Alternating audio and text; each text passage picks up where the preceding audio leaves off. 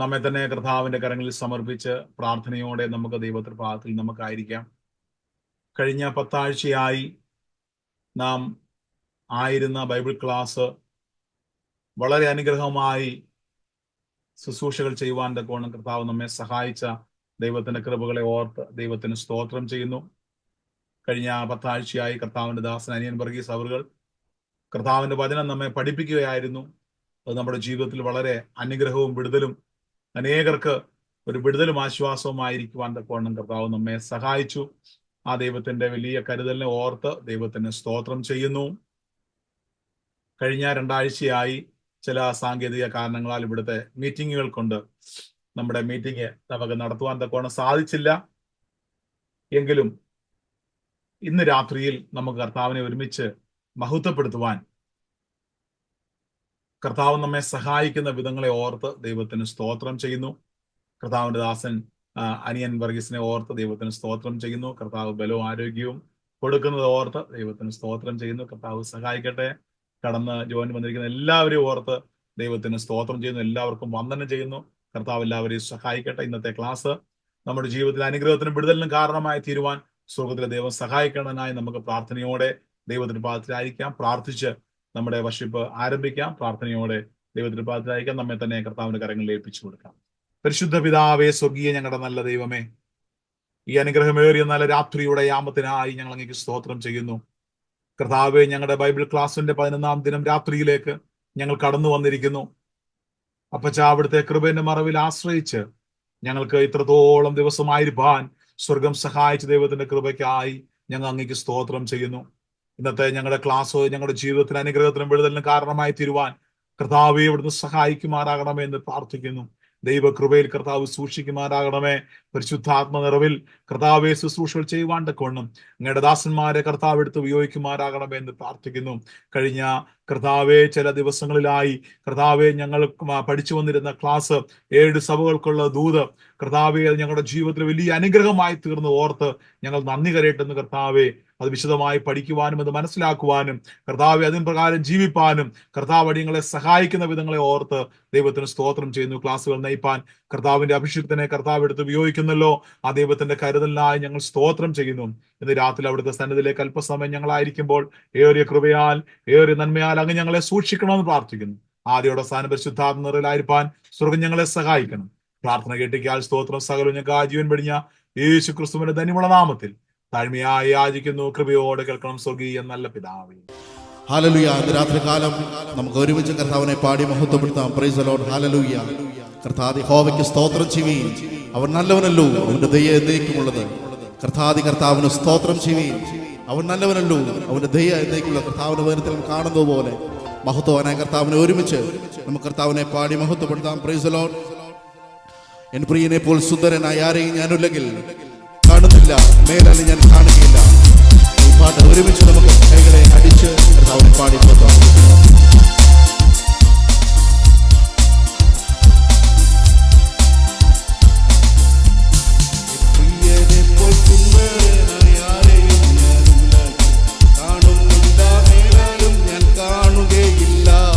N പ്രിയനെ പോൽ സുന്ദരനായ ആരെയും ഞാൻ ഉലകിൽ കാണുന്നില്ല, മേലാലും കാണുകയില്ല.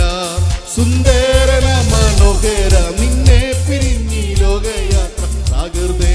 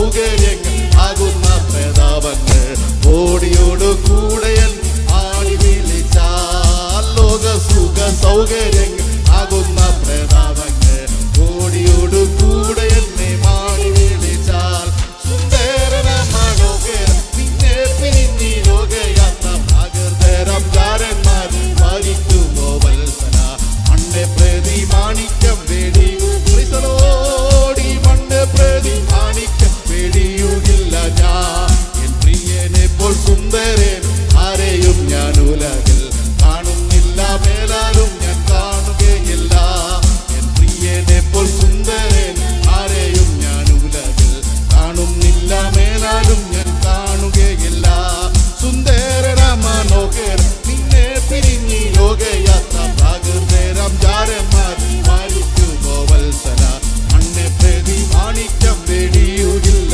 ഞാൻ ഈ മണ്ണെ പ്രതി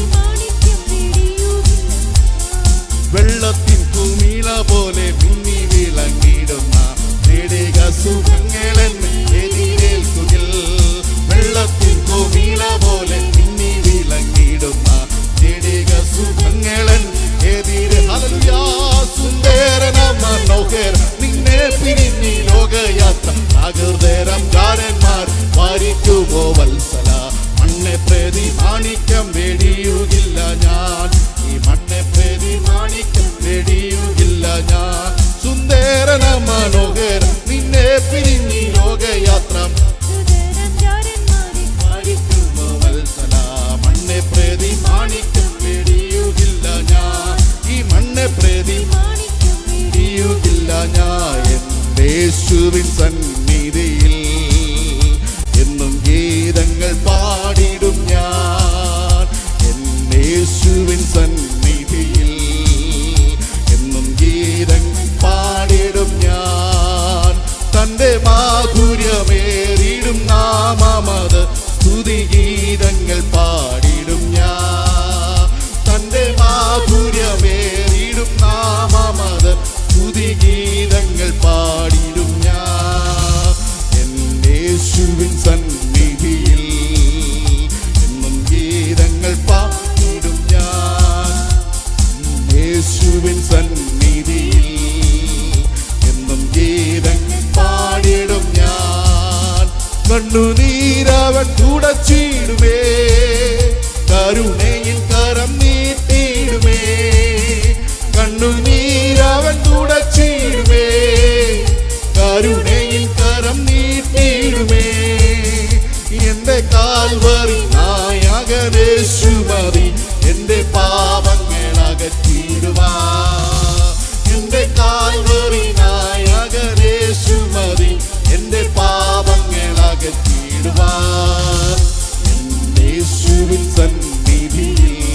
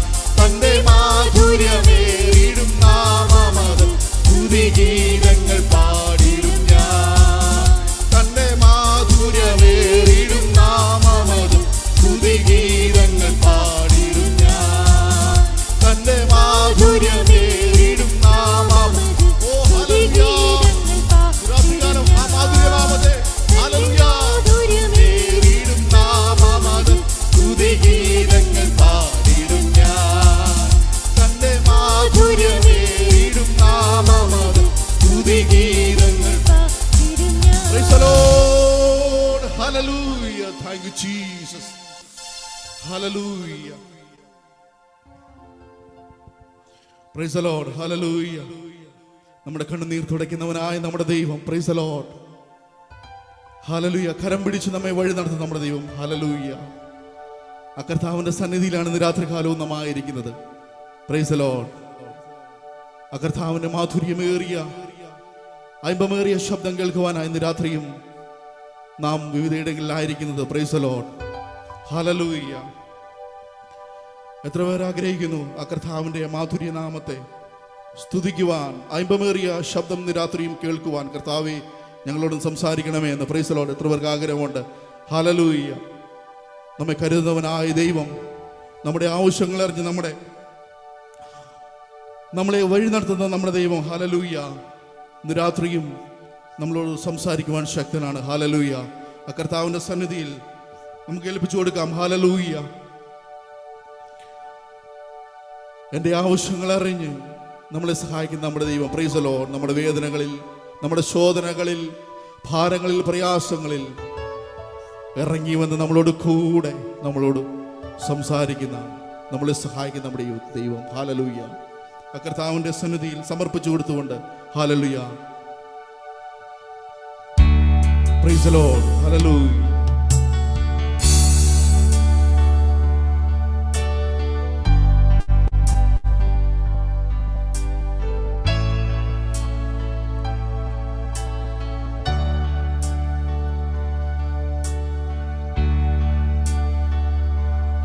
എത്ര നല്ലവൻ, മതിയായവൻ, എന്നെ കരുതുന്ന കർത്തനവൻ. എത്ര നല്ലവൻ, മതിയായവൻ, എന്നെ കരുതുന്ന കർത്തനവൻ. എന്റെ ആവശ്യങ്ങൾ എല്ലാം അറിഞ്ഞിടുന്ന ഏറ്റവും അടുത്ത സഹായകൻ. എന്റെ ആവശ്യങ്ങൾ എല്ലാം അറിഞ്ഞിടുന്ന ഏറ്റവും അടുത്ത സഹായകൻ. മനോവേദന, പലശോധന മമ ജീവിത പാതയതിൽ. മനോവേദന, പലശോധന മമ ജീവിത പാതയതിൽ. മാറാതേറിടും ആത്മനാഥനവൻ, മാറിൽ ചാരി ഞാൻ ആശ്വസിക്കും. മാറാതേറിടുമ്പോൾ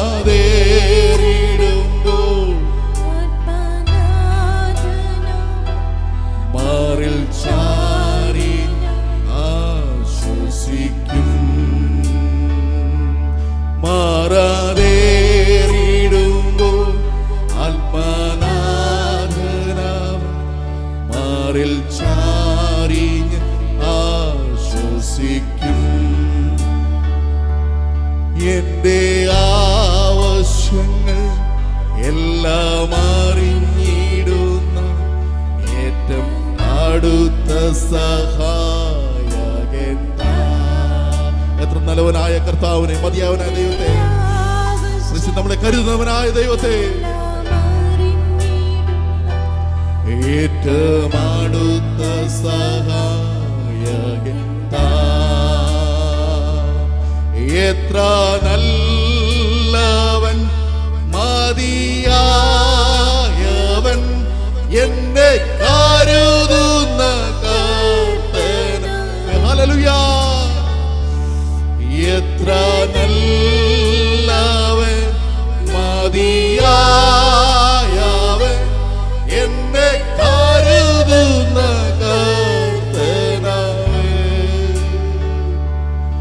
എന്റെ ആവശ്യം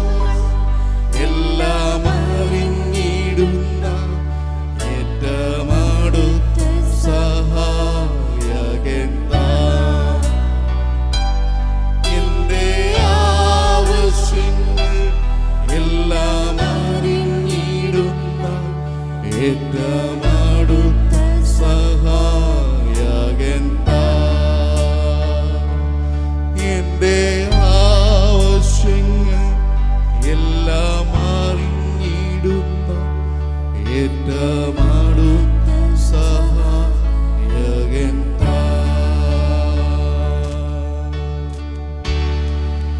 നമ്മുടെ ആവശ്യങ്ങൾ അറിഞ്ഞ് നമ്മളെ സഹായിക്കുന്ന നമ്മുടെ കൂടെ വരുന്ന നമ്മുടെ ദൈവം, പ്രൈസ് ദി ലോർഡ്. ആ നല്ല കർത്താവിനെ നന്ദിയോടെ വീണ്ടും ഞങ്ങൾ സ്തുതിക്കുന്ന കർത്താവെ സ്തോത്രം ചെയ്യുന്നു. കർത്താവിൻ്റെ പാദപീഠത്തിൽ ഒരുമിച്ച് കർത്താവിനെ മഹത്വപ്പെടുത്തുവാൻ കർത്താവ് നൽകിയ നല്ല ഭാഗ്യത്തെ ഓർത്ത് കർത്താവിനെ നന്ദി നിറഞ്ഞ ഹൃദയത്തോടെ സ്തുതിക്കുന്ന സ്തോത്രം ചെയ്യുന്ന കർത്താവെ, ഹല്ലേലൂയ.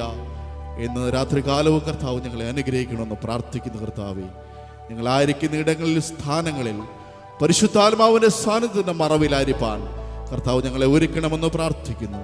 തുടർന്ന് നടക്കുന്ന വചന ശുശ്രൂഷയെ കർത്താവ് അനുഗ്രഹിക്കണമെന്ന് പ്രാർത്ഥിക്കുന്നപ്പാ, ഹല്ലേലൂയ. അധികാരത്തോടെ ഞങ്ങളുടെ ജീവന്റെ വചനം ഘോഷിക്കുവാൻ ഞങ്ങളുടെ ദാസന്മാരെ ഉപയോഗിക്കണമെന്ന് പ്രാർത്ഥിക്കുന്ന കർത്താവെ, കേൾക്കുന്ന ഞങ്ങൾക്ക് ഓരോരുത്തർക്കും ജീവിതത്തിൽ അത് പ്രയോജനത്തിനുമായി തീരുവാൻ, വിടുതലായി തീരുവാൻ കർത്താവ് സഹായിക്കണം. പ്രാർത്ഥന യാതന കേട്ട കൃപയ്ക്കായി സ്തോത്രം, യേശുവിൻ നാമത്തിൽ തന്നെ ആമേൻ. Praise the Lord. ഹല്ലേലൂയ. കർത്താവ് നമ്മെല്ലാവരെയും സഹായിക്കട്ടെ.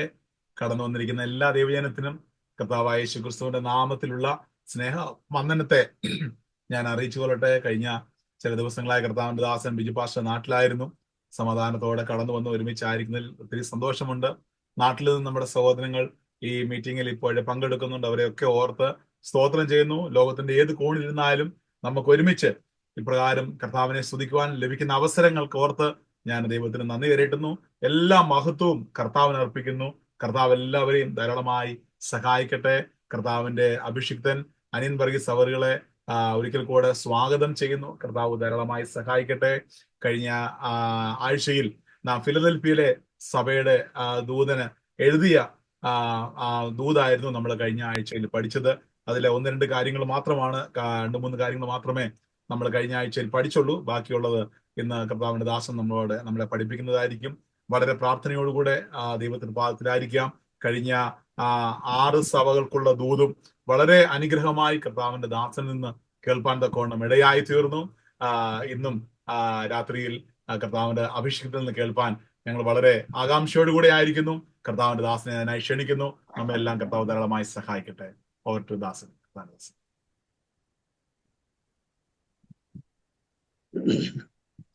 നമ്മുടെ കർത്താവും ലോകരക്ഷിതാവുമായ യേശുക്രിസ്തുവിന്റെ നാമം മാത്രം മഹത്വപ്പെടുമാറാകട്ടെ. Church of God full gospel Sharjah ദൈവസഭയെ ഓർത്ത് ഞാൻ ദൈവത്തിന് സ്തോത്രം ചെയ്യുന്നു. വിശേഷാൽ അനുഗ്രഹീതമായ ശുശ്രൂഷ ചെയ്യുന്ന ദൈവദാസനെയും കുടുംബത്തെയും ഓർത്ത് കർത്താവിനെ മഹത്വപ്പെടുത്തുന്നു. അതോടൊപ്പം അവിടെയുള്ള എല്ലാ വിശ്വാസികളെയും സഹോദരി സഹോദരന്മാരെയും കർത്താവായ യേശുക്രിസ്തുവിന്റെ നാമത്തിലുള്ള എൻ്റെ സ്നേഹവന്ദനം അറിയിക്കുകയാണ്.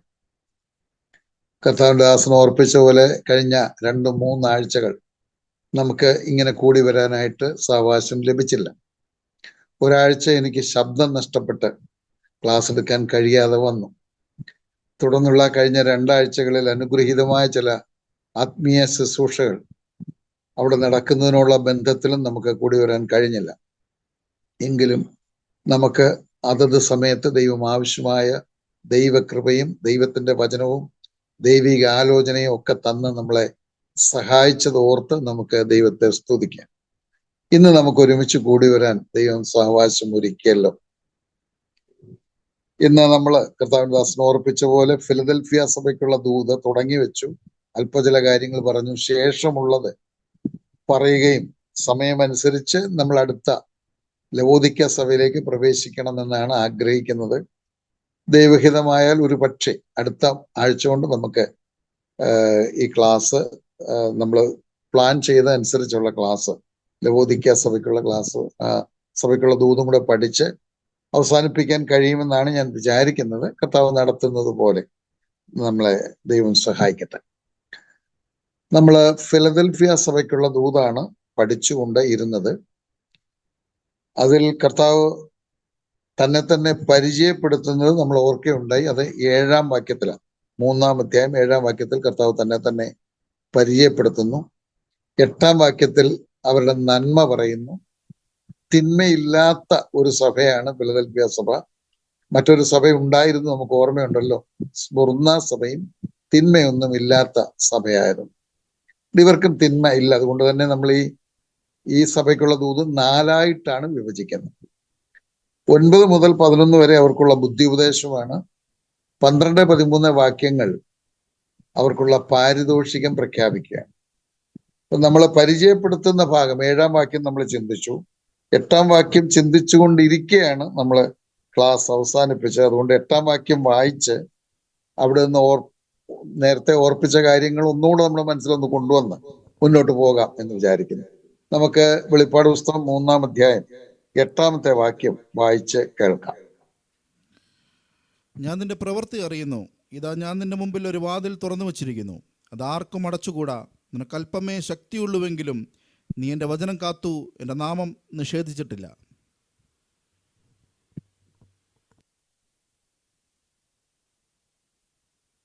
അവരെക്കുറിച്ചുള്ള, ഫിലദൽഫിയ സഭയെക്കുറിച്ചുള്ള നന്മയാണ് നമ്മൾ അവിടെ കാണുന്നത്. അതിൽ ചില കാര്യങ്ങൾ നമ്മൾ ഓർത്താണ്, ഒന്ന് പറഞ്ഞങ്ങ് പോകാം എന്ന് ഞാൻ വിചാരിക്കുകയാണ്. ഒന്ന്, ഞാൻ നിന്റെ പ്രവൃത്തി അറിയുന്നു എന്നവിടെ വായിക്കുന്നു. പ്രവൃത്തി എന്ന് പറയുമ്പോൾ നമ്മൾ ഓർത്തു, അത് പ്രധാനമായിട്ടും സൽപ്രവൃത്തികളാണ്. പ്രത്യേകിച്ച് തിന്മയൊന്നുമില്ലാത്ത സഭ എന്ന നിലയിൽ അവർക്ക് സൽപ്രവൃത്തികൾ ഉണ്ടായിരുന്നു എന്നുള്ളതാണ്. അടുത്ത് നമ്മൾ കണ്ടത്, ഇതാ ഞാൻ നിന്റെ മുൻപിൽ ഒരു വാതിൽ തുറന്നു വെച്ചിരിക്കുന്നു എന്നുള്ളതാണ്. ആ വാതിൽ എന്ന് പറയുന്നത് സുവിശേഷത്തിന്റെ വാതിലാണ്. സുവിശേഷത്തിന്റെ വാതിൽ തുറക്കുന്നത് ദൈവമാണ്. ദൈവം വാതിൽ തുറന്നു തരുമ്പോൾ നമ്മൾ അത് പ്രയോജനപ്പെടുത്തണമെന്ന് നമ്മൾ ഓർക്കുകയുണ്ടായി. ആ കാര്യവും നമ്മൾ ചിന്തിച്ചതാണ്. അത് വളരെ ഗൗരവത്തോടെ ഓർക്കണം. ദൈവം ഒരു വാതിൽ തുറക്കുമ്പോൾ, സുവിശേഷത്തിന്റെ വാതിൽ, ആത്മീയ പ്രവർത്തനങ്ങൾക്കുള്ള വാതിൽ തുറക്കുമ്പോൾ അത് നമ്മൾ പ്രയോജനപ്പെടുത്തിക്കൊള്ളണം. കാരണം എന്നും വാതിൽ തുറന്നിരിക്കും എന്ന് ചിന്തിച്ചുകൂടാ. ദൈവത്തിന്റെ വചനത്തിന് വില കൊടുക്കുകയും അത് പഠിക്കുകയും അതനുസരിച്ച് ജീവിക്കുകയും ചെയ്യുക എന്നുള്ളത് ദൈവം വളരെ പ്രധാനമായിട്ട് കാണുന്ന ഒരു കാര്യമാണ്. ഇവിടെ പറഞ്ഞിരിക്കുന്ന അല്പമേ ശക്തിയുള്ളൂ എന്നുള്ളത് കൊണ്ട് പ്രധാനമായിട്ട് ഉദ്ദേശിക്കുന്നത് ഒരു ചെറിയ കൂട്ടമാണ് നിങ്ങൾ. പലപ്പോഴും യഥാർത്ഥമായി കർത്താവിൽ വിശ്വസിച്ച് വരുന്നവരെ എപ്പോഴും ഒരു ചെറിയ കൂട്ടം മാത്രമേ കാണുകയുള്ളൂ. പക്ഷെ നമ്മൾ ഓർക്കുകയുണ്ടായി, ചെറിയ കൂട്ടമേ നിങ്ങൾ ഭയപ്പെടേണ്ട എന്ന് പറഞ്ഞിട്ടുണ്ടെന്നും, അങ്ങനെ പറയാനുള്ള കാരണം എവിടെയൊക്കെ ഭയപ്പെടേണ്ട എന്ന് പറഞ്ഞിട്ടുണ്ടോ, നമ്മൾ ആദ്യം ഉൽപ്പത്തി പുസ്തകം 15-ാം അധ്യായം 1-ാം വാക്യത്തിലും ഏറ്റവും ഒടുവിൽ വെളിപ്പാട് പുസ്തകം 1-ാം അധ്യായം 17-ാം വാക്യത്തിലുമാണെന്ന് കണ്ടു. ഭയപ്പെടേണ്ട എന്ന് പറയുന്നു. അവിടെ എല്ലാം കർത്താവ് ഞാൻ നിങ്ങളോട് കൂടെ ഉണ്ട്, അതാണ് അവിടുത്തെ ആശയം. അപ്പൊ കർത്താവ് നമ്മുടെ കൂടെ ഉണ്ട്, അതുകൊണ്ട് ഭയപ്പെടേണ്ടതില്ല. ഇപ്പൊ ചെറിയ കൂട്ടമാണെങ്കിൽ കർത്താവ് കൂടെയുണ്ട്. പിന്നെ വചനം കാത്തു എന്നുള്ളത് എത്ര പ്രശംസയായിട്ടാണ് പറയുന്നത് എന്ന് നമുക്ക് കാണാൻ കഴിയും. 1-2 വാക്യം കൂടെ ഒന്ന് നോക്കാം എന്ന് വിചാരിക്കാം. അപ്പൊ ദൈവവചനത്തിന് വില കൊടുക്കുന്ന, അത് ഉള്ളതുപോലെ നമ്മൾ നേരത്തെ ചിന്തിച്ചു എന്നുള്ളത് ചിന്തിച്ചാണ് ഞാൻ ഓർത്തിട്ടാണ് ഞാൻ പറയാത്തത്. ദൈവവചനത്തിൽ കൂട്ടുചേർക്കുന്ന ഒരുപാട് പേരുണ്ട്. ദൈവവചനത്തിൽ മായം ചേർക്കുന്നവർ ധാരാളം പേരുണ്ടെന്ന് വചനം പറയുന്നുണ്ട്. കൊരിന്ത്യർക്ക് എഴുതിയ 2-ാമത്തെ ലേഖനം 2-ാം അധ്യായം 17-ാം വാക്യത്തിൽ പൗലോസ് അപ്പോസ്തലൻ ഇങ്ങനെ പറയുന്നു, ഞങ്ങൾ ദൈവവചനത്തിൽ കൂട്ടുചേർക്കുന്ന അനേകരെ പോലെയല്ല. അർത്ഥം നമുക്കറിയാമല്ലോ. അനേകർ ദൈവവചനത്തിൽ കൂട്ടുചേർത്താണ് പ്രസംഗിക്കുന്നതും പഠിപ്പിക്കുന്നതും ഒക്കെ. നമ്മള് 1-2 വാക്ക് പറയാൻ എൻ്റെ ഹൃദയത്തിൽ പ്രേരണ ഉള്ളതുകൊണ്ട് ഞാൻ പറയാം. ഇത് ദൈവത്തിന്റെ വചനമാണ്. പലപ്പോഴും നമ്മൾ ഓർത്തിട്ടുണ്ട്, ഇത് തിരുവെഴുത്താണ്. ദൈവത്താൽ രചിക്കപ്പെട്ട പുസ്തകമാണ് ബൈബിൾ. അതിലൊരക്ഷരം പോലും നമുക്ക് മാറ്റാനോ കൂട്ടാനോ കുറയ്ക്കാനോ അവകാശമില്ല. ലോകത്തിൽ വലിയ എഴുത്തുകാരൊക്കെ ഉണ്ട്, അവരുടെ പുസ്തകത്തിൽ നമുക്കൊരക്ഷരം കൂട്ടാനോ കുറയ്ക്കാനോ അവകാശമില്ല, ചെയ്യാൻ പറ്റുന്നതല്ല. എങ്കിൽ പിന്നെ സ്വർഗത്തിലെ ദൈവത്തിന്റെ എഴുത്തിൽ കൂട്ടുകയോ കുറയ്ക്കുകയോ ചെയ്യാനായിട്ട് പാടുണ്ടോ?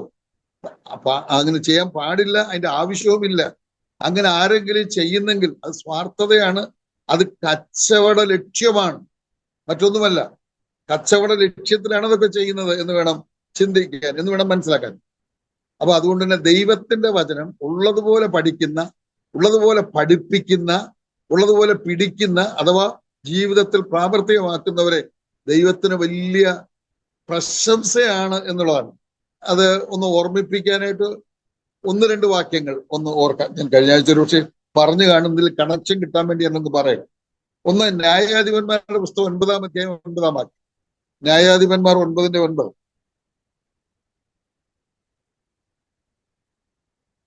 അതിന് ഒലിവ് വൃക്ഷം, ദൈവവും മനുഷ്യരും എന്നെ പുകഴ്ത്തുവാൻ ഹേതുവായിരിക്കുന്ന എൻ്റെ പുഷ്ടി ഞാൻ ഉപേക്ഷിച്ച് വൃക്ഷങ്ങളുടെ മേൽ ആടുവാൻ പോകുമോ എന്ന് പറഞ്ഞു.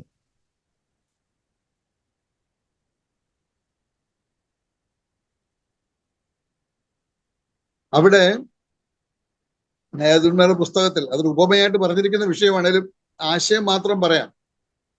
ദൈവവും മനുഷ്യരും എന്നെ പുകഴ്ത്തുന്ന എൻ്റെ പുഷ്ടി വിട്ടെന്ന് ഒലിവ് വൃക്ഷം പറയുകയാണ്. ഒലിവ് ആത്മീയതയെ കാണിക്കുന്നതാണ്.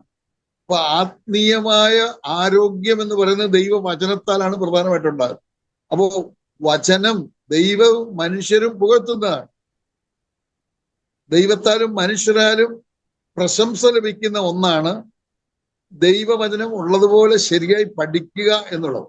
അത് പ്രാവർത്തികമാക്കുക എന്നുള്ളത്. പഠിച്ചാൽ മാത്രം പോരാ, പ്രാവർത്തികമാക്കണം. ഒരു വാക്യം കൂടെ, നമുക്ക് സുപരിചിതമായ മറ്റൊരു വാക്യം കൂടെ ഞാൻ കാണിക്കും. ലൂക്കോസ് 10:42. ലൂക്കോസ് 10:42.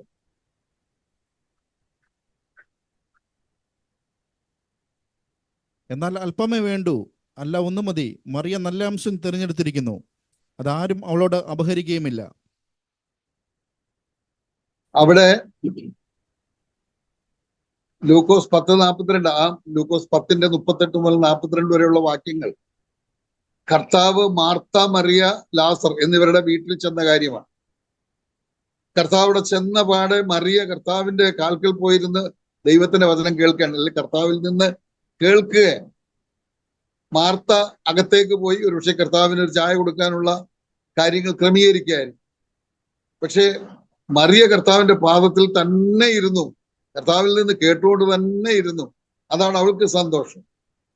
മാർത്ത വന്നിട്ട് കംപ്ലൈന്റ് പറയുന്നുണ്ട്, ഇവൾ എന്നെ ശുശ്രൂഷയ്ക്ക് തനിച്ച് വിട്ടിരിക്കുന്നതിൽ നിനക്ക് വിചാരമില്ലയോ? കർത്താവാണ് മറുപടി, അവള് മറുപടി ഒന്നും പറയുന്നില്ല.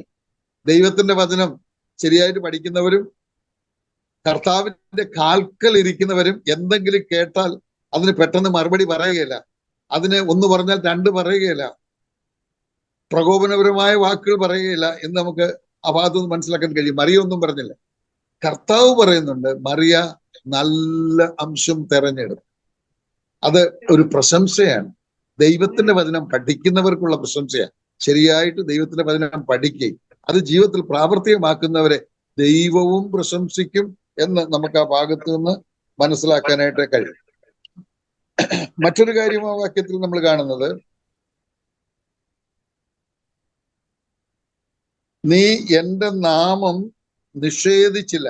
അത് വിശ്വസ്തതയെ കാണിക്കുന്ന, സാഹചര്യങ്ങളൊക്കെ മാറി വരുമ്പോഴും എൻ്റെ നാമം എന്ന് വെച്ചാൽ എന്നെ നിഷേധിച്ചില്ല. പ്രയാസങ്ങളും പ്രതിസന്ധികളും ബുദ്ധിമുട്ടുകളും അതുപോലെ തന്നെ സുവിശേഷ അല്ലെങ്കിൽ വിശ്വാസത്തിലേക്ക് വന്നവരെ ഉപദ്രവിക്കുകയൊക്കെ ചെയ്യുന്ന 1-ാം നൂറ്റാണ്ട്. അങ്ങനെയുള്ള സന്ദർഭങ്ങളൊക്കെ, സാഹചര്യങ്ങളൊക്കെ, പ്രതികൂലങ്ങളൊക്കെ വരുമ്പോൾ ദൈവനാമം നിഷേധിക്കാനുള്ള എല്ലാ സാധ്യതയുമുണ്ട്. പക്ഷെ അങ്ങനെയൊന്നും ചെയ്തില്ല. ദൈവനാമം നിഷേധിച്ചാൽ അതൊരു വിശ്വസ്തതയെ കാണിക്കുന്നതാണ് എന്ന് നമുക്ക് ആ ഭാഗത്ത് നിന്ന് മനസ്സിലാക്കാൻ സാധിക്കും. സാഹചര്യം എത്ര പ്രതികൂലമായി വന്നാലും കർത്താവിൽ മാത്രം ആശ്രയിക്കുകയും കർത്താവിനോട് പറ്റിച്ചേർന്ന് നിൽക്കുകയും ചെയ്യുക എന്നുള്ളത് ദൈവം നമ്മെക്കുറിച്ച് ആഗ്രഹിക്കുന്നത് ആണ്. കർത്താവ് നമ്മെ സഹായിക്കട്ടെ. ഇതാണ് നമ്മൾ ഒരുപക്ഷെ ഈ കാര്യങ്ങൾ കഴിഞ്ഞ ക്ലാസ്സിൽ പറഞ്ഞതായിരിക്കുമെങ്കിലും നമുക്ക് ആ കണക്ഷൻ കിട്ടാൻ വേണ്ടി ഞാൻ വീണ്ടും അത് പറഞ്ഞു എന്ന് മാത്രമേ ഉള്ളൂ. ഇനി 9 മുതൽ 11 വരെയുള്ള വാക്യങ്ങൾ വായിക്കാം. അതാണ് അവർക്ക് കൊടുക്കുന്ന ബുദ്ധി ഉപദേശം. 9 മുതൽ 11 വരെ വായിച്ചാൽ. 9 മുതൽ 11. യഹൂദരല്ലാതിരിക്കെ യഹൂദരെന്ന് കളവായി പറയുന്ന ചിലരെ ഞാൻ സാത്താന്റെ പള്ളിയിൽ നിന്ന് വരുത്തും. അവർ നിന്റെ കാൽക്കൽ വന്ന് നമസ്കരിപ്പാനും ഞാൻ നിന്നെ സ്നേഹിച്ചുവെന്ന് അറിവാനും സംഗതി വരുത്തും. സഹിഷ്ണുതയെക്കുറിച്ചുള്ള എൻ്റെ വചനം നീ കാത്തുകൊണ്ടതിനാൽ ഭൂമിയിൽ വസിക്കുന്നവരെ പരീക്ഷിക്കേണ്ടതിന് ഭൂതലത്തിലെങ്ങും വരുവാനുള്ള പരീക്ഷാകാലത്ത് ഞാനും നിന്നെ കാക്കും. ഞാൻ വേഗം വരുന്നു. നിന്റെ കിരീടമാരു എടുക്കാതിരിപ്പാൻ തക്കവണ്ണം നിനക്കുള്ളത് പിടിച്ചുകൊള്ളുക. കർത്താവ് നമ്മെ സഹായിക്കട്ടെ. അപ്പൊ ഒരുപക്ഷെ നമ്മൾ ഇതുവരെയും പറഞ്ഞത്, കഴിഞ്ഞ ആഴ്ചയൊക്കെ ചിന്തിച്ചത് മിക്കവാറും ചിന്തിച്ച കാര്യങ്ങൾ തന്നെയാണ്. ഇനി ഇത് നമ്മൾ പറഞ്ഞതല്ല. അപ്പൊ അതുകൊണ്ട് കുറച്ചുകൂടെ നമുക്ക് ശ്രദ്ധയോടെ ഈ ഭാഗം കേൾക്കാം. ഇവിടെ നമ്മൾ വായിച്ചത് അവർക്ക് കൊടുക്കുന്ന ബുദ്ധി ഉപദേശമാണെന്ന് ഓർക്കുകയുണ്ടായി. 9-ാം വാക്യത്തിൽ നമ്മൾ കാണുന്നത് യഹൂദരല്ലാതിരിക്കെ യഹൂദരെന്ന് കളവായി പറയുന്ന ചിലർ. അതിന്റെ അർത്ഥം നമുക്കറിയാം. സ്മുർന്ന സഭയ്ക്കുള്ള ദൂത് പഠിച്ചപ്പോൾ നമ്മളത് ചിന്തിച്ചതാണ്. പഴയ നിയമകാലത്ത് യഹൂദ കുടുംബത്തിൽ ജനിക്കുന്നവർ യഹൂദന്മാരും യഹൂദ കുടുംബങ്ങളിൽ ജനിക്കാത്തവർ ജാതികളും ആയിരുന്നു. എന്നാൽ പുതിയ നിയമത്തിലേക്ക് വരുമ്പോൾ രക്ഷിക്കപ്പെട്ടവരെയാണ് ആത്മീയ അർത്ഥത്തിൽ യഹൂദന്മാര് എന്ന് പറയുന്നു. അപ്പോൾ തന്നെ രക്ഷിക്കപ്പെടാത്തവരെ പുതിയ നിയമത്തിൽ ജാതികളെന്നുമാണ് പറഞ്ഞിരിക്കുന്നത്. വാക്യങ്ങൾ ഒക്കെ എടുത്ത് നമ്മൾ സ്മുർന്ന സഭയ്ക്കുള്ള ദൂത് പഠിച്ചപ്പോൾ ചിന്തിച്ചത് കൊണ്ട് ഞാൻ ആ വാക്യങ്ങളിലേക്ക് പോകുന്നില്ല. ഓർമ്മ കാണും. നമ്മൾ വായിക്കുന്നുണ്ട്, നാമല്ലോ പരിച്ഛേദനക്കാർ. അത് യഹൂദന്മാരെന്നുള്ള പദത്തിന് പകരം ഉപയോഗിക്കുന്ന ഒരു വാക്കാണ്. അതെല്ലാം നമ്മൾ ഓർത്തതാണ്. അപ്പൊ ഇവിടെ യഹൂദരല്ലാതിരിക്കെ യഹൂദരെന്ന് കളവായി പറയുന്നവർ എന്ന് പറഞ്ഞാൽ രക്ഷിക്കപ്പെട്ടിട്ടില്ലാത്ത ഒരുപാട് പേര് രക്ഷിക്കപ്പെട്ടവരെന്ന് പറയുന്നു എന്നാണ് അതിന്റെ അർത്ഥം. അന്നു മാത്രമല്ല, ഇന്നും ധാരാളം പേര് വാസ്തവത്തിൽ രക്ഷിക്കപ്പെടാതെ രക്ഷിക്കപ്പെട്ടു എന്ന് പറഞ്ഞ് നടക്കുന്നവരുണ്ട്. അവർ രക്ഷിക്കപ്പെട്ടു എന്ന് പറയുക മാത്രമല്ല, അവര് അതിനെ തുടർന്ന് വിശ്വാസ സ്നാനം സ്വീകരിക്കുകയും അതിനെ തുടർന്ന് അവർ കർത്തൃമേശ എടുക്കുകയും ഒക്കെ ചെയ്യുന്നുണ്ട്. പക്ഷെ വാസ്തവത്തിൽ രക്ഷിക്കപ്പെടാത്ത, ജെനുവിനായി രക്ഷിക്കപ്പെടാത്ത ധാരാളം പേര് ക്രൈസ്തവ സമൂഹത്തിൽ ഉണ്ട്. ചിലര് ഞാൻ ഈ പറഞ്ഞ പോലെ അവർ സ്നാനപ്പെടുകയും കർത്തൃമേശ പങ്കെടുക്കുകയും ഒക്കെ ചെയ്യുന്നു. ഈ ദിവസങ്ങളിലൊക്കെ ഞാൻ യാക്കോബിന്റെ ലേഖനമാണ് പവർ ഓപ്ഷനിലൂടെ പഠിപ്പിച്ചുകൊണ്ടിരിക്കുന്നത്. അത് ദൈവം വെച്ചാൽ ഇന്ന് 31-ാം തീയതി കൊണ്ട് ബ്രേക്ക് ചെയ്യുകയാണ്. പിന്നീട് അടുത്ത മാസം മറ്റൊരു തീം അനുസരിച്ചുള്ള പ്രോഗ്രാമാണ്. അതുകൊണ്ട് മറ്റേ ചില ദൈവദാസന്മാരാണ് ശുശ്രൂഷിക്കുന്നത്. ഞാൻ പറഞ്ഞു വന്നത്, ആ യാക്കോബിന്റെ ലേഖനം പഠിക്കുമ്പോഴാണ് ജെനുവിനായിട്ടുള്ള വിശ്വാസമില്ലാത്ത ധാരാളം പേര് ക്രൈസ്തവ സമൂഹത്തിൽ ഉണ്ടെന്ന് നമ്മൾ മനസ്സിലാക്കണം. എന്ന് പറഞ്ഞാൽ പ്രവൃത്തിയില്ലാത്തവൻ, അവൻ പറയുന്ന വിശ്വാസം വ്യർത്ഥമാണ്, വെറും വിശ്വാസമാണ്, അതുകൊണ്ടൊന്നും അവൻ രക്ഷയുടെ അനുഭവത്തിൽ വരത്തില്ല, സ്വർഗത്തിൽ പോകത്തുമില്ല എന്ന് നമുക്ക് മനസ്സിലാക്കാനായിട്ട് സാധിക്കും. അപ്പൊ അതുകൊണ്ട് യഹൂദരെന്ന് പറയുന്നു, പക്ഷെ വാസ്തവത്തിൽ അവർ യഹൂദരല്ല. അത് അന്നുമുണ്ട് ഇന്നുമുണ്ട് എന്നോർക്കും. ഇവിടെ നമുക്കൊരു ഉത്തരവാദിത്വമുണ്ട്. നമ്മളൊന്ന് തിരിഞ്ഞു നോക്കണം. വാസ്തവത്തിൽ ഞാൻ രക്ഷിക്കപ്പെട്ടിരിക്കുന്നു. അല്പം കഠിനമായി തോന്നുന്നെങ്കിൽ എന്നോട് ക്ഷമിക്കണം. കാരണം നമുക്ക് പൊതു നന്മയ്ക്ക് വേണ്ടിയാ പറയുന്നത്. ഇതിപ്പം നമ്മൾ മാത്രം കേൾക്കുന്നതല്ല, പിന്നീട് ഒരു പക്ഷേ യൂട്യൂബിലിടും, അനേകർ കേൾക്കും. അതുകൊണ്ടത് പറഞ്ഞേ മതിയാകുള്ളൂ. ദൈവത്തിന്റെ ആത്മാവ് തരുന്ന ആലോചനകൾ ഓരോരുത്തരും ചിന്തിക്കണം. ഞാൻ ജെനുവിനായി രക്ഷിക്കപ്പെട്ടിരിക്കുന്നു. യാക്കോബിന്റെ ലേഖനം 2:24 പറയുന്നുണ്ട്, വെറും വിശ്വാസം എന്നൊരു പ്രയോഗം അവിടെയുണ്ട്. അങ്ങനെ വിശ്വസിച്ച ഒരുപാട് പേരുണ്ട്. ഞാൻ വിശ്വസിച്ചു എന്ന് പറയുന്നത് അത് വെറും വിശ്വാസം, അതിനാൽ രക്ഷിക്കപ്പെടത്തില്ല. ജെനുവിനായ ഒരു വിശ്വാസം വരണം. അങ്ങനെ വിശ്വസിച്ചവരിൽ അതിന്റെ പ്രവൃത്തി കാണും. ആ പ്രവൃത്തി എന്ന് പറഞ്ഞാൽ ദൈവത്തെ ആരാധിക്കുക എന്ന് മാത്രമല്ല, കർത്താവിന്റെ വേല ചെയ്യുക എന്ന പ്രവൃത്തി. അതുപോലെ സമൂഹത്തിൽ നമ്മൾ ഒരുപാട് കാര്യം ചെയ്യേണ്ടതായിട്ടുണ്ട്. നമ്മളത് ഇടയ്ക്കൊക്കെ ഓർത്തിട്ടുണ്ടല്ലോ. അതൊക്കെ ചെയ്തിരിക്കുന്നു. നമ്മള് ആത്മാവിന്റെ ഫലം നമ്മിൽ കാണും. ഗലാത്യർ 5:22 നമുക്കെല്ലാം അറിയാം. 9 കാര്യങ്ങൾ ഇവിടെ പറയുന്നുണ്ട്. അതൊന്നും അതൊക്കെ വിശദീകരിച്ചാൽ തന്നെ മണിക്കൂറുകളാകും. അവിടെ സ്നേഹം, അത് ദൈവസ്നേഹം. അതുപോലെ സ്നേഹം, സന്തോഷം, സമാധാനം, ദയ, ദീർഘക്ഷമ, അങ്ങനെ അങ്ങോട്ട് പോവുകയാണ്. ഇതെല്ലാം നമ്മിൽ കാണും. രക്ഷിക്കപ്പെട്ടവനിൽ ഈ സ്വഭാവമൊക്കെ കാണും. ആ സ്വഭാവം, സ്നേഹം എന്നൊക്കെ പറയുന്നത് ഇത്തിരി വിശാലമായി ചിന്തിക്കേണ്ടതാണ്. നമ്മൾ ഫിലദൽഫിയ എന്നുള്ള വാക്ക് പറഞ്ഞപ്പോൾ നമ്മൾ ഓർത്തുള്ളൂ. മറ്റുള്ളവരെ നമ്മളെക്കാൾ ശ്രേഷ്ഠരായിട്ട് എണ്ണുകയും അവരെത്ര ഉപദ്രവിച്ചാലും അവരോട് പിണങ്ങാതിരിക്കുകയും, പിണങ്ങത്തിൽ നിന്ന് മാത്രമല്ല അവരെ സ്നേഹിച്ചുകൊണ്ടേയിരിക്കുകയും അവർ നമ്മളെക്കാൾ ഉയരണമെന്ന് ആഗ്രഹിക്കുകയും അതിനുവേണ്ടി നമുക്ക് എന്തെല്ലാം ചെയ്യാമോ ഇതൊക്കെ ചെയ്യുകയും ചെയ്യും. അതാണ് ദൈവസ്നേഹം എന്ന് പറയുന്നത്. അതൊക്കെ നമ്മൾ ഓർക്കേണ്ടതാണ്. അങ്ങനെ സ്നേഹം, സന്തോഷം ഒക്കെ നമ്മളെ കൊണ്ട് ചിന്തിച്ചു പോകേണ്ടത്. അപ്പൊ അവിടെ പറഞ്ഞിരിക്കുന്ന അത് എന്താന്ന് നമുക്ക് മനസ്സിലായി. യഹൂദന്മാര് അല്ലാതിരിക്കെ യഹൂദന്മാർ എന്ന് കളവായി പറയുന്ന ചിലരെ ഞാൻ സാത്താന്റെ വള്ളിയിൽ നിന്ന് വരുത്തും. എന്താ അതിന്റെ അർത്ഥം? അപ്പൊ രക്ഷിക്കപ്പെടാത്തവരെന്നാണ് അർത്ഥം എന്ന് മനസ്സിലായി. പക്ഷെ അവർ രക്ഷിക്കപ്പെട്ടവരെന്ന് പറഞ്ഞ് നടക്കുക. അവരെ സാത്താന്റെ പള്ളിയിൽ നിന്ന് വരുത്തുമെന്നാണ് പറഞ്ഞിരിക്കുന്നത്. നമ്മൾ മനസ്സിലാകുന്ന പോലെ ഞാൻ പറയട്ടെ, 2 പള്ളിയാണുള്ളത്. ഒന്ന് ദൈവത്തിന്റെ പള്ളി, മറ്റൊന്ന് സാത്താന്റെ പള്ളി. അല്ലെങ്കിൽ ഒന്ന് ദൈവത്തിന്റെ സഭ, മറ്റൊന്ന് സാത്താന്റെ സഭ. ഇനിയും വീണ്ടും ലളിതമാക്കിയാൽ ദൈവത്തിന്റെ സഭയിൽ ഇല്ലാത്തവർ മുഴുവൻ സാത്താന്റെ സഭയിലുള്ളവരാണ്. ദൈവസഭയിൽ ആരാണുള്ളത്? അത് നമ്മൾ അപ്പോസ്തല പ്രവൃത്തി 2:47 വായിക്കേണ്ട കാണാതറിയാം. കർത്താവ് രക്ഷിക്കപ്പെടുന്നവരെ ദിനം പ്രതി സഭയോട് ചേർത്തുകൊണ്ടിരുന്നു. അങ്ങനെ വാസ്തവമായി രക്ഷിക്കപ്പെട്ട് കർത്താവ് സഭയോട് ചേർത്തിട്ടുള്ളവരൊക്കെ ദൈവസഭയിലുള്ളവരാണ്. അല്ലെങ്കിൽ ഇവിടുത്തെ പ്രയോഗം അനുസരിച്ച് ദൈവത്തിന്റെ പള്ളിയിലുള്ളവരാണ്. അതല്ലാത്തവർ മുഴുവൻ സാത്താന്റെ പള്ളിക്കാർ തന്നെയാണ്. രക്ഷിക്കപ്പെട്ടത് പറയുന്നുണ്ടാവും, പക്ഷെ അവരും സാത്താന്റെ പള്ളിക്കാരാണ് എന്നാണ് ഇവിടെ പറഞ്ഞിരിക്കുന്നത്. ആ ഭാഗങ്ങളൊക്കെ അല്പം ഒന്ന് ശ്രദ്ധിക്കേണ്ടതാണ്. സാത്താന്റെ പള്ളിയിൽ നിന്ന് പിന്നെ പറയുന്നത് അവരെ വരുത്തും. എല്ലാരെയും അല്ല, അവര് ചിലരെ, അങ്ങനെയാണ് ഇവിടുത്തെ പ്രയോഗം. യഹൂദരല്ലാതിരിക്കെ യഹൂദരെന്ന് കളവായി പറയുന്ന ചിലരെ ഞാൻ സാത്താന്റെ പള്ളിയിൽ നിന്ന് വരുത്തും. അപ്പോൾ ദൈവത്തിന്റെ സഭയിൽ ഇല്ലാത്തവർ മുഴുവൻ സാത്താന്റെ സഭയിലാണ്. ദൈവത്തിന്റെ മക്കളല്ലാത്തവരെല്ലാം സാത്താന്റെ മക്കളാണ്. നമ്മളതൊക്കെ യോഹന്നാന്റെ സുവിശേഷം 8-ാം അധ്യായത്തിലൊക്കെ വായിക്കുന്നു. എന്നാൽ ചിലര് സാത്താന്റെ പള്ളി വിട്ട് ദൈവത്തിന്റെ പള്ളിയിലേക്ക്, അല്ലെങ്കിൽ സാത്താന്റെ സഭ വിട്ട് ദൈവസഭയിലേക്ക് വരാൻ, രക്ഷിക്കപ്പെടാൻ ഇടയാകും എന്നാണ് അർത്ഥം. നമ്മൾ കണ്ടു, ദൈവം അവർക്ക് വാതിൽ തുറന്നു വെച്ചിരിക്കുകയാണ്. സുവിശേഷം അറിയിക്കാനുള്ള വാതിൽ. അത് പ്രയോജനപ്പെടുത്തുമ്പോൾ ചിലർ രക്ഷിക്കപ്പെട്ട് മുന്നോട്ട് വരും. അതാണ് ഇവിടുത്തെ ആശയം. ചിലർ രക്ഷിക്കപ്പെട്ട് പള്ളിയിൽ നിന്ന് ചിലര് വരും. അല്ലെങ്കിൽ അവിടെ ഒരു നല്ല പ്രയോഗമുണ്ട്, പള്ളിയിൽ നിന്ന് വരുത്തും. അപ്പോൾ ഒരാൾ രക്ഷിക്കപ്പെടുന്നതും ദൈവഭാഗത്തേക്ക് വരുന്നതിന്റെ ഒക്കെ പിന്നിലുള്ള യഥാർത്ഥ പ്രവൃത്തി ചെയ്യുന്നത് നമ്മുടെ കർത്താവായ യേശു ക്രിസ്തു തന്നെയാണ് എന്ന് പറഞ്ഞു. കർത്താവ് നമ്മെ ഉപയോഗിക്കാൻ, നമ്മൾ സമർപ്പിക്കണം, നമ്മളെ സറണ്ടർ ചെയ്യണം.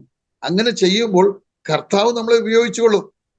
കർത്താവാണ് വാതിൽ തുറക്കുന്നത്, കർത്താവാണ് നമ്മളെ ഉപയോഗിക്കുന്നത്, കർത്താവാണ് നമ്മിലൂടെ സംസാരിക്കുന്നത്. അങ്ങനെ തന്നെ ആയിരിക്കണം. നമ്മുടെ സ്വന്തമായ വാക്കോ വാചകമോ ആലോചനയോ ഒന്നും പറയാൻ നമുക്ക് അവകാശമില്ല. ആത്മീയ ശുശ്രൂഷയിൽ, ഒരാളോട് സുവിശേഷം പറയുന്നതിൽ, ദൈവസഭയിൽ സംസാരിക്കുമ്പോൾ, ദൈവമക്കൾ തമ്മിൽ സംസാരിക്കുമ്പോൾ ഒന്നും തന്നെ നമ്മുടെ സ്വന്തമായിരിക്കരുത്. ദൈവം വേണം നമ്മിലൂടെ സംസാരിക്കാൻ, നമ്മുടെ കർത്താവ് സംസാരിക്കണം. അപ്പോഴാണ് അത് ഫലകരമായി തീരുന്നത്. അതാണ് വരുത്തും എന്ന് കർത്താവ് പറഞ്ഞിരിക്കുന്നത്. എന്ന് മാത്രമല്ല, അവർ നിന്റെ കാൽക്കൽ വന്ന് നമസ്കരിപ്പാനും. അപ്പം ബാക്കി പിന്നെ ചിന്തിക്കാം. അവർ നിന്റെ കാൽക്കൽ വന്ന് നമസ്കരിപ്പാൻ. തെറ്റിദ്ധരിക്കാൻ സാധ്യതയുള്ള ഒരു പ്രയോഗമാണ്. അത് കേട്ടാൽ തോന്നും അവര് വന്ന് നമ്മുടെ കാൽക്കൽ വന്ന് നമ്മളെ നമസ്കരിക്കുമെന്ന്. അങ്ങനെയല്ലെന്ന് നമുക്കറിയാമല്ലോ. ഒരുപാട് പുസ്തകം വായിച്ചാൽ അറിയാം. ആവർത്തിച്ച് പറയുന്നുണ്ട്, ദൈവത്തെ അല്ലാതെ മറ്റൊന്നിനെയും നമസ്കരിക്കാൻ പാടില്ല. മനുഷ്യരെ നമസ്കരിക്കരുത്. യോഹന്നാൻ 1-ലധികം പ്രാവശ്യം ദൂതന്റെ മുൻപിൽ വീണു നമസ്കരിക്കാൻ. അപ്പോൾ ദൂതൻ പറഞ്ഞു, ദൈവത്തെ മാത്രമേ ആരാധിക്കാൻ പാടുള്ളൂ, ദൂതന്മാരെ പോലും ആരാധിക്കരുത് എന്ന് പറയുന്നു. അപ്പോൾ പിന്നെന്താ അതിന്റെ അർത്ഥം? നിങ്ങളുടെ കാൽക്കൽ വന്ന് നമസ്കരിക്കുമെന്ന് പറഞ്ഞാൽ നമ്മൾ മനസ്സിലാക്കേണ്ടത്, നമ്മളോട് കൂടെ അവർ ദൈവത്തെ ആരാധിക്കുന്ന ഒരവസ്ഥയിലേക്ക് ദൈവം കൊണ്ടുവരും. Price the Lord. മനസ്സിലായെന്ന് ഞാൻ വിചാരിക്കട്ടെയോ? നിങ്ങളുടെ കാൽക്കലേക്ക് രക്ഷിക്കപ്പെടാത്ത ചിലര്, എല്ലാരെയും അല്ല, ചിലര് രക്ഷയുടെ അനുഭവത്തിലേക്ക് വരും. അതിനുള്ള അവസരം ദൈവം ഉണ്ടാക്കും, ദൈവം പ്രവർത്തിക്കും. നമ്മൾ നമ്മളെ തന്നെ സമർപ്പിച്ചു കൊടുക്കണം, നമ്മളിലൂടെ പ്രവർത്തിക്കും. അപ്പോൾ ചിലർ രക്ഷിക്കപ്പെടും. അവര് വന്ന് നിങ്ങളോട് കൂടെ ഒരുമിച്ചിരുന്ന് ദൈവസഭയിൽ ദൈവത്തെ ആരാധിക്കുവാൻ ഇടയായി. ചിലപ്പോൾ ആ വാക്യങ്ങളൊക്കെ നേരിട്ട് വായിക്കുമ്പോൾ സംശയം പോകും. നിങ്ങളുടെ കാൽക്കൽ വന്ന് നിങ്ങളെ നമസ്കരിക്കുമെന്നാണോ പറഞ്ഞത്? അല്ല, നിങ്ങളോട് കൂടെ നിങ്ങൾ ഒരുമിച്ചിരുന്ന് ദൈവത്തെ ആരാധിക്കുന്ന അവസ്ഥ വരും. എപ്പോഴാണെന്നൂടെ ഓർത്തോണം, ദൈവം തുറന്ന വാതിൽ നമ്മൾ പ്രയോജനപ്പെടുത്തുമ്പോൾ. ഓക്കെ, ഒരു കാര്യം കൂടെ ഇവിടെ വായിക്കുന്നുണ്ട്. ഞാൻ നിന്നെ സ്നേഹിച്ചു എന്നറിയുവാനും സംഗതി വരുത്തും. ഞാൻ നിന്നെ സ്നേഹിച്ചു. ആരെ? ദൈവത്തിന്റെ വചനം കാക്കുന്നവരെ, ഏത് സാഹചര്യത്തിലും ദൈവത്തെ നിഷേധിക്കാത്തവരെ, അവരെ ദൈവം സ്നേഹിച്ചെന്ന് ഇന്നല്ലെങ്കിൽ നാളെ മറ്റുള്ളവർ അറിയാൻ ഇടയെത്തി. ഇപ്പോഴത്തെ കുറച്ച് പഴയ കാലമൊക്കെ എടുത്താൽ നമ്മുടെ നാടുകളിൽ ഒക്കെ തന്നെ ശരിയായ വിശ്വാസത്തിന് വേണ്ടി പലതും ഉപേക്ഷിച്ചിറങ്ങി പുറപ്പെട്ടവരെ ഒക്കെ ഒരുപാട് നിന്ദിച്ചിട്ടുണ്ട്, ഒരുപാട് പരിഹസിച്ചിട്ടുണ്ട് മറ്റുള്ളവരെ. പക്ഷെ കാലം കഴിഞ്ഞപ്പോൾ അവർ തമ്മിൽ സംസാരിക്കുന്ന ഒരു കാര്യമുണ്ട്: ദൈവം അവരെ അനുഗ്രഹിച്ചു. അതിന്റെ അർത്ഥം ദൈവം അവരെ സ്നേഹിച്ചതാണ്.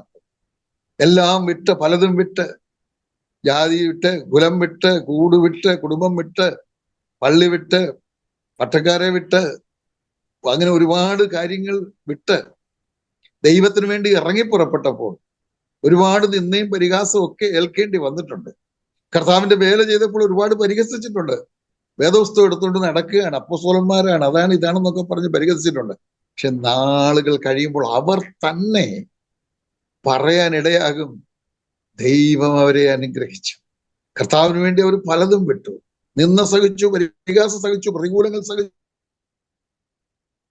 പക്ഷെ ദൈവം അവരെ അനുഗ്രഹിച്ചു, ദൈവം അവരെ സ്നേഹിച്ചു എന്ന് പറയാൻ ഇടയായിത്തീരും. ദൈവമക്കളെ, ഇതൊക്കെ നമുക്കുള്ള പാഠമാണ് ഓർക്കണം. നമ്മള് എന്തൊക്കെ കർത്താവിന് വേണ്ടി ഉപേക്ഷിച്ചിട്ടുണ്ടോ? ഒരുപക്ഷെ ആരുടെയൊക്കെ നിന്നയും പരിഹാസം ഏൽക്കേണ്ടി വന്നിട്ടുണ്ടോ? നമ്മുടെ കുടുംബങ്ങളിൽ നിന്നൊക്കെ നമ്മൾ ചിലപ്പോൾ ഒറ്റയ്ക്കും ഒക്കെ ആയിട്ട് മുന്നോട്ട് വന്നിട്ടുള്ള പ്രിയപ്പെട്ടവർ ഒരുപക്ഷെ കേൾക്കുന്നുണ്ടാവും, ഇല്ലെങ്കിൽ കേൾക്കും. അവർ ഓർക്കേണ്ട ഒരു കാര്യം, ഇപ്പോൾ ചിലപ്പോൾ നിന്നയും പരിഹാസമൊക്കെ ഉണ്ടാകും, പക്ഷെ അതൊക്കെ മാറും. അവര് തന്നെ പറയും, ദൈവത്തെ അറിഞ്ഞ് അവരിറങ്ങി പുറപ്പെട്ടത് കൊണ്ട്, കർത്താവിന് വേണ്ടി നിന്നയും പരിഹാസവും സഹിച്ചുകൊണ്ട്, കർത്താവിന്റെ വേലയിലേക്ക് വന്നുകൊണ്ട്, കർത്താവിന്റെ പദ്ധതിയിലേക്ക് വന്നതുകൊണ്ട്, ദൈവസഭയിലേക്ക് വന്നതുകൊണ്ട് ദൈവം അവരെ അനുഗ്രഹിച്ചു എന്ന് പറയാൻ ഇടയായി തീരും. അതാണ് നമ്മൾ അവിടെ കാണുന്നത്. അടുത്തത് 10-ാം വാക്യം. 10-ാം വാക്യത്തിലേക്ക് വരുമ്പോൾ, സഹിഷ്ണുതയെക്കുറിച്ചുള്ള എന്റെ വചനം നീ കാത്തുകൊണ്ടതിനാൽ ഭൂമിയിൽ വസിക്കുന്നവരെ പരീക്ഷിക്കേണ്ടതിന് ഭൂതലത്തിലെങ്ങും വരുവാനുള്ള പരീക്ഷാകാലത്ത് ഞാനും നിന്നെ കാക്കും. നമുക്ക് അറിയുന്ന കാര്യമായിരിക്കാം, നല്ല ഒരല്പം വിശദീകരണം അവിടെ വേണം. സഹിഷ്ണുതയെക്കുറിച്ചുള്ള എന്റെ വചനം എന്ന് പറയുന്നത് ദൈവവചനം എന്നുള്ള ആശയത്തിൽ തന്നെയാണ്. ദൈവത്തിന്റെ വചനം സഹിഷ്ണുതയുടെ വചനമാണ്. പ്രത്യേകിച്ച് നമ്മൾ എഫെസോസ് സഭയ്ക്കുള്ള ദൂത് പഠിച്ചപ്പോൾ അത് നന്നായിട്ട് നമ്മൾ ശ്രദ്ധിച്ചതാണ്, മനസ്സിലാക്കിയത്. കാരണം ക്രിസ്തീയ ജീവിതം സഹിഷ്ണുതയിലാണ് ബേസ് ചെയ്തിരിക്കുന്നത്. അതിന്റെ അടിസ്ഥാനം സഹിഷ്ണുതയിലാണ്. നമ്മളെ ആരെന്ത് പറഞ്ഞാലും തിരിച്ചു പറയുന്നില്ല, നമ്മളെ ഉപദ്രവിച്ചാൽ തിരിച്ചു ഉപദ്രവിക്കുന്നില്ല, നമ്മളെ അപഹരിച്ചാൽ നമ്മൾ നഷ്ടം സഹിക്കുന്നു. ഇതെല്ലാം സഹിഷ്ണുതയാണ് ഇതിലൂടെയൊക്കെ കാണിക്കുന്നത്. ഞാൻ പറഞ്ഞ മനസ്സിലായെന്ന് വിചാരിക്കുക. നമ്മളെ ഒരാൾ ഒന്ന് പറഞ്ഞാൽ രണ്ട് പറയാനുള്ള ശക്തിയല്ല, പറയാതിരിക്കാനുള്ള ശക്തിയാണ് വലുത്. നമ്മളെ ആരെങ്കിലും ഒന്ന് അടിച്ചാൽ തിരിച്ചടിക്കാനുള്ള ശക്തി പോരാ, അതിൻ്റെ 1000 ഇരട്ടി ശക്തി വേണം തിരിച്ചടിക്കാതിരിക്കാൻ. അതാണ് സഹിഷ്ണുത. അപ്പോൾ സഹിഷ്ണുതയുടെ വചനം എന്നൂടെ പറഞ്ഞിരിക്കും, ദൈവവചനം എന്നുള്ള ആശയം. അപ്പൊ ദൈവത്തിന്റെ വചനത്തിന് വില കൊടുക്കുന്നവരാണ് ശരിക്കും രക്ഷിക്കപ്പെടുന്നത്. അങ്ങനെയുള്ളവരെ, ഭൂമിയിൽ വസിക്കുന്നവരെ പരീക്ഷിക്കേണ്ടതിന് ഭൂതലത്തിൽ എങ്ങും വരുവാനുള്ള, ഇത് മഹാപീഡന കാലത്തെ പറ്റിയാ പറഞ്ഞേക്കുന്നത്. ഏറെ വിശദീകരണത്തിലേക്ക് പോകാൻ നമുക്ക് നിവൃത്തിയില്ല, അതൊരു വലിയ വിഷയമാണല്ലോ. വെളിപ്പാട് പുസ്തകം 6-ാം അധ്യായം മുതൽ 19-ാം അധ്യായം വരെ മഹാപീഡന കാലത്തെ പറ്റിയാ പറഞ്ഞേക്കുന്നത്. നമ്മുടെ കർത്താവ് മധ്യാകാശത്തിലേക്ക് വന്ന് നമ്മെ തൻ്റെ അടുക്കൽ ചേർത്ത് തുടർന്നുള്ള, നമ്മൾ പിന്നീട് സ്വർഗത്തിലാണ് 7 വർഷക്കാലം. ആ 7 വർഷം ഭൂമിയിൽ എതിർക്രിസ്തുവിന്റെ ഭരണമാണ് ഭൂമിയിൽ നടക്കുന്നത്. ഞാൻ പറഞ്ഞിട്ടുണ്ടാവും, എന്നാലും ഒന്നുകൂടെ പറയണേ. എതിർക്രിസ്തു എന്നേ പറയാവൂ എന്ന് സ്നേഹത്തിൽ ഓർപ്പിക്കണം. ഒരിക്കലും നമ്മൾ അന്തിക്രിസ്തു എന്ന് പറയരുത്. ഇതിനു മുമ്പ് പറഞ്ഞിട്ടുണ്ട് ഞാൻ, ഒന്നുകൂടെ ഒന്ന് ഓർപ്പിക്കുന്നതേ ഉള്ളൂ. അന്ന് കേൾക്കാത്തവരോ മറ്റോ ഉണ്ടെങ്കിൽ അവർക്ക് വേണ്ടി പറയാം.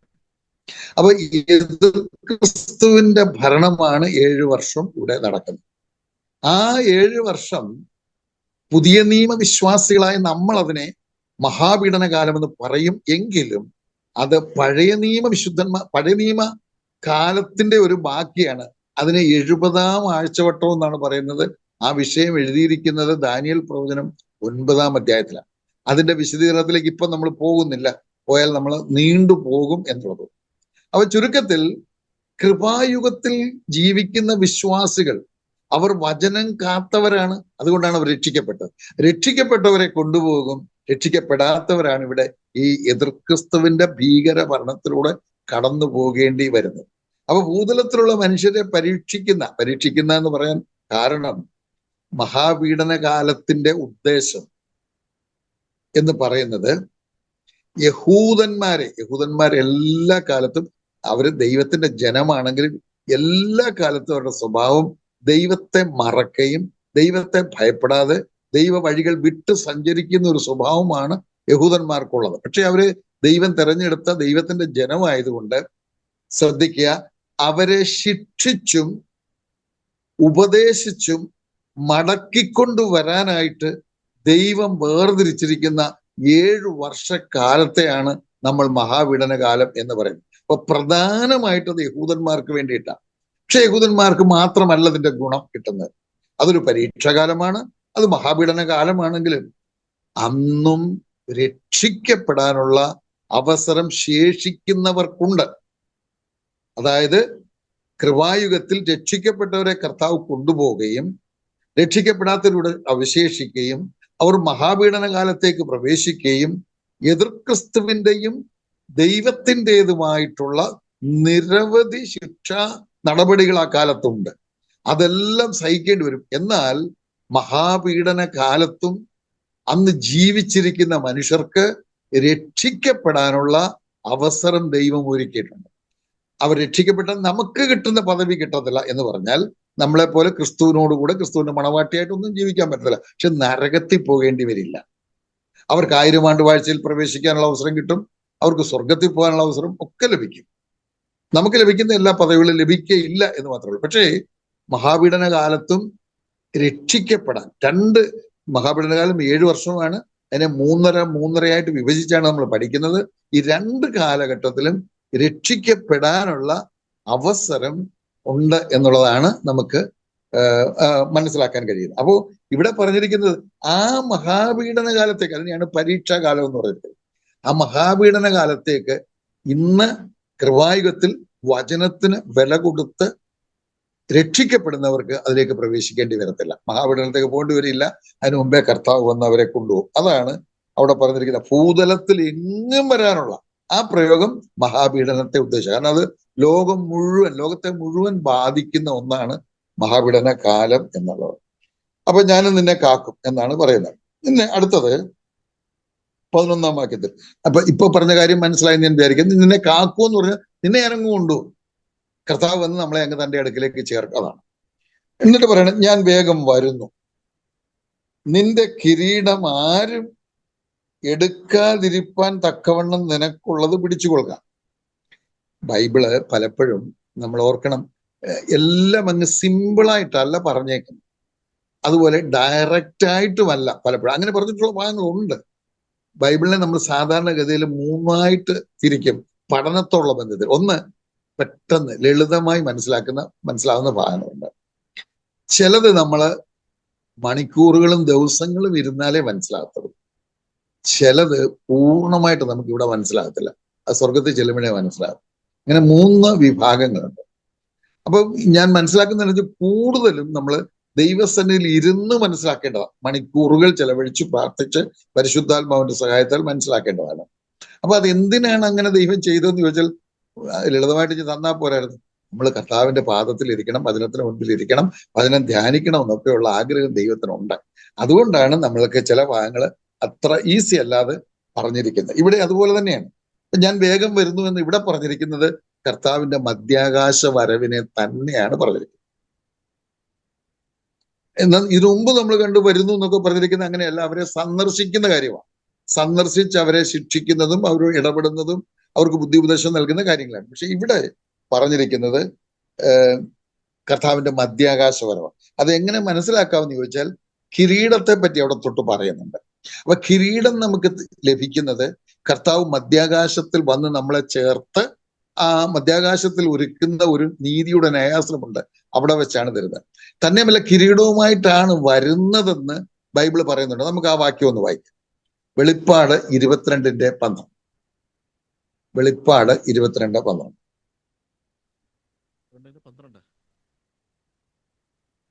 ഇതാ ഞാൻ വേഗം വരുന്നു, ഓരോരുത്തരും അവനവന്റെ പ്രവൃത്തിക്ക് തക്കവണ്ണം കൊടുപ്പാൻ പ്രതിഫലം എന്റെ പക്കലുണ്ട്. നമ്മളവിടെ വായിക്കുന്നത് ഇതാ ഞാൻ വേഗം വരുന്നു, ഓരോരുത്തരും അവനവന്റെ പ്രവൃത്തിക്കനുസരിച്ച് പ്രതിഫലം എന്റെ പക്കൽ ഉണ്ട് എന്നാണ്. അപ്പം അതിൽ നിന്ന് നമുക്കൊരു കാര്യം മനസ്സിലാകുന്നുണ്ട്, കർത്താവ് ഇറങ്ങി വരുന്നത് പ്രതിഫലങ്ങളുമായിട്ടാണ്. പ്രതിഫലങ്ങൾ എന്ന് പറയുമ്പോൾ പ്രധാനമായിട്ട് കിരീടമാണ്. ഞാൻ അതിനെപ്പറ്റി വിശദമായി പറയാനായിട്ട് പോകുന്നില്ല, ഇതിനു മുമ്പ് പറഞ്ഞോന്ന് എനിക്ക് പറഞ്ഞു. ഒരുപക്ഷെ എഫെസോസ് സഭയ്ക്കുള്ള ദൂതൊക്കെ പഠിച്ചപ്പോൾ നമ്മൾ പറഞ്ഞു കാണും. അപ്പോൾ പ്രതിഫലങ്ങളുമായിട്ടാണ് വരുന്നത്. അതിൽ പ്രധാനമായിട്ട് കിരീടങ്ങളാണ്. കിരീടങ്ങൾ കൂടാതെയും പ്രതിഫലങ്ങൾ പലതുണ്ട്. അപ്പൊ നമ്മളിപ്പോ ചിന്തിച്ചാൽ അപ്പൊ പ്രതിഫലങ്ങളുമായിട്ടാണ് വരുന്നത്. അതാണ് അവിടെ പറഞ്ഞത്, ഞാൻ വേഗം വരുന്നു. എന്നിട്ട് പറയാണ്, നിന്റെ കിരീടം ആരും എടുക്കാതിരിപ്പാൻ തക്കവണ്ണം. അപ്പം നമ്മുടെ കിരീടം വേറെ ആൾക്ക് എടുത്തുകൊണ്ട് പോകാൻ പറ്റുമോ? നമ്മൾ ഈ ഭൂമി ജീവിക്കുമ്പോൾ നമ്മുടെ സാധനങ്ങളൊക്കെ ആൾക്കാർ എടുത്തുകൊണ്ട് പോകാറുണ്ട്. നമ്മളോട് ചോദിച്ചിട്ട് എടുത്തുകൊണ്ട് പോകുന്നവരുണ്ട്, ചോദിക്കാതെ എടുത്തുകൊണ്ട് പോകുന്നവരുണ്ട്, ഭീഷണിപ്പെടുത്തി എടുത്തുകൊണ്ട് പോകുന്നവരുണ്ട്. അങ്ങനെയൊക്കെ ഉണ്ട്. അങ്ങനെ നമുക്കുള്ള കിരീടം വേറെ ആൾക്ക് അങ്ങനെ അങ്ങ് എടുത്തുകൊണ്ട് പോകാൻ പറ്റുമോ? പിന്നെ എന്താ അവിടെ ഉദ്ദേശിക്കുന്നത്? ഒന്ന് ശ്രദ്ധിച്ചാലേ മനസ്സിലാകത്തുള്ളൂ. നിന്റെ കിരീടം ആരും എടുക്കാതിരിപ്പാൻ എന്ന് പറഞ്ഞാൽ വേറൊരാൾ നമുക്ക് നമ്മുടെ കിരീടം, നമുക്കുള്ള ഒരു വസ്തു വേറൊരാൾ എടുക്കുമ്പോൾ നമുക്കത് നഷ്ടപ്പെടുക ചെയ്യും. മനസ്സിലാകുന്നുണ്ടല്ലോ? ഇപ്പൊ എനിക്കൊരു കിരീടത്തിന് പകരം നമുക്ക് ഹെൽമെറ്റ് ഉണ്ടെന്ന് വിചാരിക്കുക. ഇവിടെ മോട്ടോർ സൈക്കിൾ എടുക്കുന്ന ഹെൽമെറ്റ് വേണമുണ്ട്. എനിക്കൊരു ഹെൽമെറ്റ് ഉണ്ട്, അതാരെങ്കിലും എടുത്തുകൊണ്ട് പോയി എനിക്ക് ഹെൽമെറ്റ് നഷ്ടപ്പെട്ടു എന്നാണ് അതിന്റെ അർത്ഥം. എന്ന് പറഞ്ഞ പോലെ അവിടുത്തെ ആശയത, നിന്റെ കിരീടം നിനക്ക് നഷ്ടപ്പെടരുത്, അതിന് നീ ശ്രദ്ധിച്ചോണം. അതാണ് അവിടെ പറഞ്ഞിരിക്കുന്നത്. അപ്പം എന്ന് പറയുമ്പോൾ ഓർക്കണം, ദൈവത്തിന്റെ പദ്ധതിയിൽ, ദൈവത്തിന്റെ ഹൃദയത്തിലെ ആഗ്രഹം സകല മനുഷ്യരും രക്ഷിക്കപ്പെടണമെന്നാണ്. അത് തീമോഥെയോസിന്റെ ലേഖനത്തിലുണ്ട്. എല്ലാവരും രക്ഷിക്കപ്പെടണമെന്നും രക്ഷിക്കപ്പെട്ടവർ സത്യത്തിന്റെ പരിജ്ഞാനത്തിലേക്ക് വരണമെന്നുള്ളതാണ് ദൈവത്തിന്റെ ആഗ്രഹം. അപ്പൊ അതുകൊണ്ട് എല്ലാവർക്കും തരാനായിട്ടുള്ള കിരീടം ദൈവം ഒരുക്കിയിട്ടുണ്ട്. പക്ഷേ കിരീടം കിട്ടണമെങ്കിൽ ചുമ്മാ തന്നെ കിട്ടത്തില്ല. കിരീടം കിട്ടണമെങ്കിൽ അതിന് തക്കവണ്ണമുള്ള പ്രവൃത്തി ഉണ്ടായിരിക്കണം. ആ പ്രവൃത്തി നമ്മൾ ചെയ്യുന്നില്ലെങ്കിൽ നമുക്ക് വേണ്ടി ദൈവം ഒരുക്കിയ സ്വർഗത്തിൽ സൂക്ഷിച്ചിരിക്കുന്ന കിരീടം നമുക്ക് ലഭിക്കാതെ പോകും. ഇതാണ് പറഞ്ഞിരിക്കുന്നത്. അതാണ് നിന്റെ കിരീടം ആരും എടുക്കരുത് എന്ന് പറയുന്നത്. നമ്മുടെ കിരീടം വേറൊരാൾക്ക് അങ്ങ് എടുത്തുകൊണ്ട് പോകാൻ പറ്റുന്ന അല്ല. കാരണം അത് കർത്താവിന്റെ സ്വർഗത്തിൽ സൂക്ഷിച്ചിരിക്കുന്നതാണ്. പിന്നെ ആർക്കെങ്കിലും എടുത്തുകൊണ്ട് പോകാൻ പറ്റുമോ? അത് കൊണ്ടുവരുന്നത് കർത്താവാണ്. അത് പിന്നെ ആർക്കെങ്കിലും എടുത്തുകൊണ്ട് പോകാൻ പറ്റുമോ? അപ്പൊ ആ പ്രയോഗത്തിൽ നിന്നർത്ഥം നഷ്ടപ്പെടരുത് എന്നുള്ളതാണ്. അപ്പോൾ എനിക്ക് ഉദാഹരണമായിട്ട് ഇവിടെ കിട്ടുന്ന കിരീടം എന്ന് പറയുന്നത് ഒന്ന് പ്രശംസാ കിരീടം. പ്രശംസാ കിരീടം ആർക്കാണ് കിട്ടുന്നത് നമുക്കറിയാം. ആ വാക്യം ഒന്ന് വായിക്കാം. 1 തെസ്സലോനിക്കർ 2:19. 1 തെസ്സലോനിക്കർ 2:19. അപ്പോൾ നമുക്ക് മനസ്സിലാകും ആർക്കാണ് പ്രശംസാ കിരീടം കിട്ടുന്നത്. നമ്മുടെ കർത്താവായ യേശുവിന്റെ മുമ്പാകെ അവന്റെ പ്രത്യക്ഷതയിൽ ഞങ്ങളുടെ ആശയോ സന്തോഷമോ പ്രശംസാ കിരീടമോ ആറാകുന്നു, നിങ്ങളുമല്ലയോ? ആശയം മനസ്സിലായല്ലോ. ആത്മാക്കളെ നേടുന്നവർക്കുള്ളതാണ് ഈ പ്രശംസാ കിരീടം എന്ന് പറയുന്നത്. അതാണ് അവിടുത്തെ ആശയം. അപ്പൊ നമ്മൾ ഇവിടെ കണ്ടു, ഇവർക്കൊരു വാതിൽ തുറന്നു, ദൈവം വാതിൽ തുറന്നു. അവിടെ നമ്മൾ ഓർത്തു, ദൈവത്തിന്റെ കരങ്ങളിൽ സമർപ്പിക്കപ്പെട്ട് അവിടെ ചെന്ന് ശുശ്രൂഷിക്കുമ്പോൾ ആത്മാക്കളെ ലഭിക്കും. അതും നമ്മൾ ഓർക്കണം. വാസ്തവമായി ശരിയായ സമർപ്പണത്തോടുകൂടെ കർത്താവിന്റെ വേലയിൽ ഏർപ്പെടുന്നവർക്ക് ആത്മാക്കളെ നൽകുക എന്നുള്ളത് ദൈവത്തിന്റെ ഉത്തരവാദിത്തമാണ്. നമ്മള് പോയില്ലെങ്കിലും അവർ രക്ഷിക്കപ്പെടും, ദൈവം അതിന് വേറെ വഴിയൊരുക്കും. പക്ഷെ നമ്മൾ ആത്മാർത്ഥമായി അധ്വാനിക്കാൻ ഇറങ്ങുമ്പോൾ ആത്മാക്കളെ തരിക എന്നുള്ളത് ദൈവത്തിന്റെ ഉത്തരവാദിത്തമാണ്. ആത്മാർത്ഥമായിട്ട് ഇറങ്ങിയിട്ടുള്ളവർക്കൊക്കെ ആത്മാക്കളെ നൽകിയിട്ടുണ്ട്. അത് മനസ്സിലാക്കാൻ വേണ്ടി ഒരു വാക്യം വായിക്കാം. 1 കൊരിന്ത്യർ 3:5. 1 കൊരിന്ത്യർ 3:5. അപ്പൊല്ലോസാർ, പൗലോസാർ തങ്ങൾക്ക് കർത്താവ് നൽകിയതുപോലെ നിങ്ങൾ വിശ്വസിപ്പാൻ കാരണമായി തീർന്ന ശുശ്രൂഷക്കാരത്രേ. ആ പ്രയോഗം ശ്രദ്ധിച്ച് കാണുമല്ലോ. നിങ്ങൾ വിശ്വസിപ്പാൻ കാരണക്കാരായി, അത്രയേ ഉള്ളൂ. പൗലോസ് ആയാലും പൗലോസിന്റെ പ്രവർത്തനത്താൽ ധാരാളം പേര് രക്ഷിക്കപ്പെട്ടു, അപ്പൊല്ലോസിന്റെ പ്രവർത്തനത്താൽ ധാരാളം പേര് രക്ഷിക്കപ്പെട്ടു, ഒക്കെ ശരിയാണ്. പക്ഷേ നമ്മൾ പിന്നെ കാണുന്നത് അങ്ങനെ രക്ഷിക്കപ്പെട്ടു എന്ന് പറയുമ്പോൾ അതിന് കാരണമായി ദൈവം അവരെ അവര് പ്രവർത്തിക്കാൻ ഇറങ്ങി, അവർക്ക് ആത്മാക്കളെ ദൈവം കൊടുത്തു, അവരൊരു മുഖാന്തരമായി മാറി. അത്രയേ ഉള്ളൂ. അതാണ് അതിന്റെ അർത്ഥം. അപ്പോൾ ഇവിടെ നമ്മൾ കണ്ടു, ദൈവം വാതിൽ തുറന്നു. ആ വാതിൽ പ്രയോജനപ്പെടുത്തിയാൽ ആത്മാക്കളെ ലഭിക്കും. ആത്മാക്കളെ ലഭിക്കുമ്പോൾ അവർക്ക് കിരീടവും ലഭിക്കും. അത് പ്രശംസാ കിരീടം ലഭിക്കുന്നതാണ്. അതുപോലെ തന്നെ ഒരു കിരീടത്തിന്റെ കാര്യം കൂടെ വേണമെങ്കിൽ നമുക്കത് ഓർക്കാൻ കഴിയും. 2 തീമോഥെയോസ് 4:8 ഒന്ന് വായിച്ചാട്ടെ. 2 തീമോഥെയോസ് 4:8.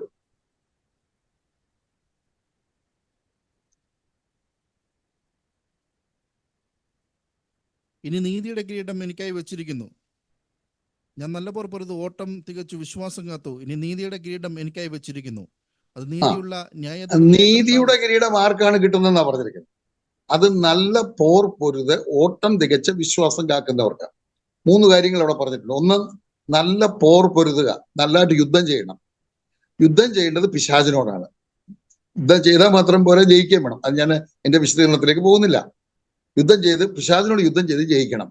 കാരണം എഫേസർ 6:12 നമ്മൾ വായിക്കുന്നുണ്ട്, നമുക്ക് യുദ്ധമുള്ളത്, നമുക്ക് പോരാട്ടമുള്ളത് ജഡരക്തങ്ങളോടല്ല, മനുഷ്യരോടല്ല. അപ്പൊ പിശാചിനോട്. എന്നിട്ട് പിശാചിനോട് താഴെ പറയുന്നു. 2, ഓട്ടം തികച്ചു എന്ന് പറഞ്ഞാൽ നമ്മളെ ദൈവം ഏൽപ്പിച്ച ശുശ്രൂഷകൾ, എല്ലാവരും ദൈവം ശുശ്രൂഷകൾ ഏൽപ്പിച്ചിട്ടുണ്ട്, അത് ചെയ്തു. അതാണ് ഓട്ടം തികയ്ക്കുക. 3, വിശ്വാസം കാത്തു, വചനം കാത്തു. വിശ്വാസം എന്ന് പറഞ്ഞാൽ വിശ്വാസ പ്രമാണത്തെ കുറിച്ചാണ് ഇവിടെ പറയുന്നത്, അഥവാ വചനത്തെ പറ്റിയാണ്. അപ്പൊ വചനം കാത്തു, ഇവര് വചനം കാത്തവരാ. അപ്പൊ വചനം കാത്തവർക്ക് നീതിയുടെ കിരീടവും ലഭിക്കും എന്നതാണ്. അപ്പൊ ചുരുക്കത്തിൽ നഷ്ടപ്പെടുത്തരുത്. അപ്പൊ നമുക്ക് എന്താ ചിന്തിക്കേണ്ടത്? പഠിച്ചാൽ മാത്രം പോരാലോ, നമ്മുടെ ജീവിതത്തിലേക്ക് അത് കൊണ്ടുവരണം. നമുക്ക് ഈ കിരീടം കിട്ടണമെങ്കിൽ ആത്മാക്കളെ നേടണം. ആത്മാക്കളെ നേടണം എന്ന് പറഞ്ഞാൽ ഓടിച്ചെന്ന് കുറച്ചുപേരെ നേടിയേക്കാം, അങ്ങനെയല്ല. നമ്മളങ്ങ് അധ്വാനിച്ചാൽ മതി. വയലിലേക്ക് ഇറങ്ങണം. നമ്മൾ ഓർക്കേണ്ട ഒരു കാര്യം, സുവിശേഷ പ്രയത്നം എന്ന് പറയുന്നത് സുവിശേഷ പ്രയത്നമാണ്. അത് ഈസി അല്ല. ഞാൻ ഇങ്ങനെ പറഞ്ഞിട്ടുണ്ടെങ്കിൽ ആവർത്തിക്കുകയാണ്. കണ്ണുനീരും വിയർപ്പും ഒരുപോലെ ഒഴിക്കെങ്കിൽ മാത്രമേ നമ്മുടെ വേല നന്നായിട്ട് പോവുകയുള്ളൂ. അങ്ങനെ കണ്ണുനീരും വിയർപ്പും ശരിക്കും ഒഴുക്കിക്കൊണ്ട് അധ്വാനിക്കുന്നവർക്ക് ഉറപ്പായിട്ടും ആത്മാക്കളെ ലഭിക്കും. അങ്ങനെ ചെയ്യുന്നില്ലെങ്കിൽ ആത്മാക്കളെ ലഭിക്കുകയുമില്ല, കിരീടം കിട്ടത്തുമില്ല. പിശാചിനോട് യുദ്ധം ചെയ്ത് തോറ്റു തൊപ്പിയിട്ടവർക്ക് നീതിയുടെ കിരീടം കിട്ടത്തില്ല. കർത്താവ് ഏൽപ്പിച്ച ഒരുപാട് ശുശ്രൂഷയുണ്ട്. എത്ര പേർക്ക് തിരിഞ്ഞു നോക്കിക്കൊണ്ട് പറയാൻ കഴിയും, ഇന്ന് വരെ തിരിഞ്ഞ് ഞാൻ നോക്കുമ്പോൾ എന്നെ എൻ്റെ കർത്താവ് ഏൽപ്പിച്ചതെല്ലാം ഞാൻ വിശ്വസ്തയോട് ചെയ്തെന്ന് ഈ ശുശ്രൂഷ, ഈ വചനം കേൾക്കുന്ന എത്ര പേർക്ക് പറയാൻ കഴിയും? അവർക്ക് മാത്രമാണ് നീതിയുടെ കിരീടം ലഭിക്കുന്നത്. എത്ര പേർക്ക് പറയാൻ കഴിയും, ദൈവവചനത്തോട് ഞാൻ വിശ്വസ്തത പുലർത്തി, അത് ഞാൻ ശരിയായ നിലയിൽ പഠിച്ചു, അത് ഞാൻ പ്രാവർത്തികമാക്കി എന്ന് പറയാൻ കഴിയും? അവർക്കാണ് നീതിയുടെ കിരീടം. എത്ര ആത്മാക്കളെ നമുക്ക് നേടാൻ കഴിഞ്ഞു? അവർക്കാണ് പ്രശംസാ കിരീടം. അപ്പോൾ ഇതൊന്നും നഷ്ടമാക്കരുതെന്നാണ് ഇവിടെ പറഞ്ഞിരിക്കുന്നത്. നമ്മൾ ചിന്തിച്ചല്ലോ, തുടക്കത്തിലേ പഠിച്ചു, ഓരോ സഭയ്ക്കുള്ള ദൂതും നമുക്കുള്ള ദൂതാ. ദൈവം സഹായിക്കട്ടെ. ജയിക്കുന്നവനെ ഞാൻ എൻ്റെ ദൈവത്തിന്റെ ആലയത്തിൽ ഒരു തൂണാക്കും, അവൻ ഒരിക്കലും അവിടെ ഒന്നും പോകയില്ല. ഇനി ജയിക്കുന്നവൻ, അത് നമ്മൾ തുടക്കത്തിലെ പഠിച്ചാണ്. ജയിക്കുന്നവൻ എന്ന് പറയുന്നത് രക്ഷിക്കപ്പെടുന്നവൻ എന്ന അർത്ഥത്തിലാണ്. അപ്പൊ രക്ഷിക്കപ്പെടുന്നവനെ ഞാൻ എൻ്റെ ദൈവത്തിന്റെ ആലയത്തിൽ ഒരു തൂണാക്കും. ഏതാണ് ദൈവത്തിന്റെ ആലയം? പഴയ നിയമത്തിൽ ദൈവത്തിന്റെ ആലയം എന്ന് പറയുന്നത് ഒന്ന് സമാഗമന കൂടാരമായിരുന്നു. എന്നാൽ ശലോമോൻ ദൈവാലയം പണിതതോടുകൂടി സമാഗമന കൂടാരം മാറ്റപ്പെട്ടു. പിന്നെ ദൈവാലയമാണ്. ഞാൻ അതിന്റെ ചരിത്രത്തിലേക്കും പോകുന്നില്ല, അതൊക്കെ ഒത്തിരി സമയം എടുക്കുന്നത്. അതുകൊണ്ട് ശലോമോൻ പണിത് ദൈവാലയം. ഇപ്പം ആ ദൈവാലയം ഒന്നുമില്ല. അത് AD 70 പിന്നെ AD 70 റോമൻ സൈന്യാധിപനായ ടൈറ്റസിന്റെ നേതൃത്വത്തിൽ റോമൻ സൈന്യം നശിപ്പിച്ചു കളഞ്ഞു. ഇപ്പൊ ആ ദൈവാലയമില്ല. അപ്പൊ പഴയ നിയമത്തിൽ ദൈവാലയം എന്ന് പറഞ്ഞാൽ അതാണ്. പുതിയ നിയമത്തിലെ ദൈവാലയം എന്ന് പറയുന്നത് ഒന്ന് നമ്മളാണ്, രണ്ട് ദൈവസഭയാണ്. അത് നമ്മൾ വായിക്കുന്നത് പല സ്ഥലങ്ങളിലുണ്ട്. 1 കൊരിന്ത്യർ 3-ാം അധ്യായത്തിൽ അത് കാര്യമായിട്ട് എഴുതിയിട്ടുണ്ട്. 1 കൊരിന്ത്യർ 3:16 വാക്യത്തിൽ ഇങ്ങനെയാ വായിക്കുന്നത്: നിങ്ങൾ ദൈവത്തിന്റെ മന്ദിരമാകുന്നു എന്നും. അത് സഭയെ ഉദ്ദേശിച്ചാ പറഞ്ഞേക്കുന്നത്. എന്നാൽ അതിന്റെ വായിച്ചു വരുമ്പോൾ നിങ്ങളും അങ്ങനെ തന്നെ എന്ന് വായിക്കുന്നു. അപ്പൊ നമ്മൾ ഓരോരുത്തരും, അല്ലെങ്കിൽ ഇനിയും 1 കൊരിന്ത്യർ 6:19 വായിച്ചാൽ ദൈവത്തിന്റെ ദാനമായി നിങ്ങളിൽ ഇരിക്കുന്ന പരിശുദ്ധാത്മാവിന്റെ മന്ദിരമാണ് നിങ്ങളുടെ ശരീരം. അപ്പം നമ്മൾ ഓരോരുത്തരും ദൈവത്തിന്റെ ആലയമാണ്. മറ്റൊന്ന് ദൈവസഭ. ഇവിടെ ഉദ്ദേശിച്ചിരിക്കുന്ന ദൈവസഭ എന്നുള്ള നിലയിലാണ്. പുതിയ നിയമത്തിൽ ദൈവസഭ എന്ന് പറഞ്ഞാൽ എല്ലാവർക്കും അറിയാം, കെട്ടിടമല്ല. ദൈവസഭ എന്ന് പറയുന്നത് ദൈവമക്കളാണ്. ദൈവാലയം എന്ന് പറയുന്നത് ദൈവമക്കളാണ്. നിങ്ങൾ ദൈവത്തിന്റെ മന്ദിരം. അതുപോലെ തന്നെ നിങ്ങളെ ആത്മീക ഗ്രഹമായി പണിയുന്നു എന്നൊക്കെ പറയുമ്പോൾ അതിന്റെ അർത്ഥം നമ്മളാണ് ദൈവാലയം. ഇപ്പോൾ നമ്മൾ സഭ ദൈവാലയമാണ്. അതാണ് അവിടുത്തെ ആശയം. അപ്പൊ രക്ഷിക്കപ്പെടുന്ന ഓരോരുത്തരും ദൈവസഭയുടെ തൂണാണെന്നാണ് പറയുന്നത്. ദൈവം തൂണാക്കും. ഒരു തൂണും വെറുതെ നിൽക്കുന്നില്ല. തൂണിനെല്ലാം ഉദ്യോഗമുണ്ട്, അഥവാ ജോലിയുണ്ട് എന്നുള്ളതാണ്. തൂണ് പ്രധാനമായിട്ട് ഭാരം ചുമക്കുകയാണ്. നമുക്കറിയാം, വീട് പണിതാലും കെട്ടിടം പണിയുമ്പോഴൊക്കെ തൂണുകളുണ്ട്. ആ തൂണുകൾക്കെല്ലാം ജോലിയുണ്ട്. പ്രധാനമായിട്ട് ഭാരം വഹിക്കുക. ഓർക്കുക, നമ്മളെല്ലാം രക്ഷിക്കപ്പെട്ടവരായ നമ്മളെല്ലാം ദൈവസഭയിൽ പല ശുശ്രൂഷകൾ, ഉത്തരവാദിത്വങ്ങൾ നിറവേറ്റേണ്ടവരാണ്. അത് വ്യത്യസ്തമാണ്. ചിലപ്പോൾ വാതിൽ തുറക്കുന്ന ജോലിയായിരിക്കും, ചിലപ്പോൾ പാട്ടെടുക്കുന്ന ജോലിയായിരിക്കും, കസേര നിരത്തുന്ന ജോലിയായിരിക്കും. ഞാനതൊക്കെ പറയുമ്പോൾ പറയാറുണ്ട്, ചില ആൾക്കാർ ശ്രദ്ധിച്ചിട്ടുള്ള ഒരു കാര്യമാണ്. ദൈവസഭയിൽ അവർ കയറി വരുമ്പോൾ നേരെ മുന്നോട്ടിരിക്കേണ്ട കസേര ചിലപ്പോൾ ഇങ്ങോട്ട് എങ്ങനെ ആരുടെയും കാല് തട്ടി ചരിഞ്ഞിരിക്കുകയായിരിക്കും. ചരിഞ്ഞിങ്ങനെ ഇടത്തോട്ട് ചരിഞ്ഞിരിക്കുക. ആ ഇടത്തോട്ട് ചരിഞ്ഞിരിക്കുന്ന കസേരയിൽ അങ്ങനെ തന്നെ ഇരിക്കുന്നവരുണ്ട്. അതൊന്നും നേരെ ഇട്ടിരിക്കത്തില്ല. അതൊക്കെ എന്റെ ജോലിയല്ല എന്ന മട്ടിൽ അങ്ങനെയൊന്നുമല്ല, തൂണുകളാക്കി മാറ്റുക. രക്ഷിക്കപ്പെട്ടവർ മുഴുവൻ ദൈവസഭയുടെ തൂണ, ആണായാലും പെണ്ണായാലും. അവരൊരുപാട് ഭാരം ചുമക്കണം, ദൈവസഭയുടെ ഭാരം ചുമക്കണം. അതിനാണ് തൂണാക്കിയിരിക്കുന്നത്. അത് എന്തൊരു സന്തോഷത്തോടെ ഏറ്റെടുക്കുന്ന കാര്യമായിരിക്കും. അതാണ് ഇവിടെ പറഞ്ഞിരിക്കുന്നത്. ഇവിടെ അങ്ങനെ ഒരു ഭാരമായിട്ടല്ല പറഞ്ഞിരിക്കുന്നത്. ജയിക്കുന്നവനെ ഞാൻ എൻ്റെ ദൈവത്തിന്റെ ആലയത്തിൽ ഒരു തൂണാക്കും എന്ന് പറഞ്ഞാൽ സഭയിൽ എന്തെങ്കിലും ഒരു ശുശ്രൂഷ, അത് കതക് തുറക്കുന്നതായിക്കൊള്ളട്ടെ, കസേര നേരെ ഇടുന്നതായിക്കൊള്ളട്ടെ, ഒരു പാട്ട് എടുക്കുന്നതായിക്കൊള്ളട്ടെ, പാടുന്നതായിക്കൊള്ളട്ടെ, ഏത് ശുശ്രൂഷയായാലും അത് ഏറ്റവും മനോഹരമാണ്, ഏറ്റവും അനുഗ്രഹമാണ്. അങ്ങനെ നമ്മൾ ചിന്തിക്കണം. നമ്മള് വെറും സഭയിലെ വെറും വന്നുപോക്കുകാരായി പോകരുത്. സഭയില് വരുന്നു പോന്നു, നോ അങ്ങനെയല്ല. സഭയുടെ ഭാരം ചുമക്കണം. എന്തൊക്കെ ഭാരമാണോ അതെല്ലാം അനുഗ്രഹമാണ്.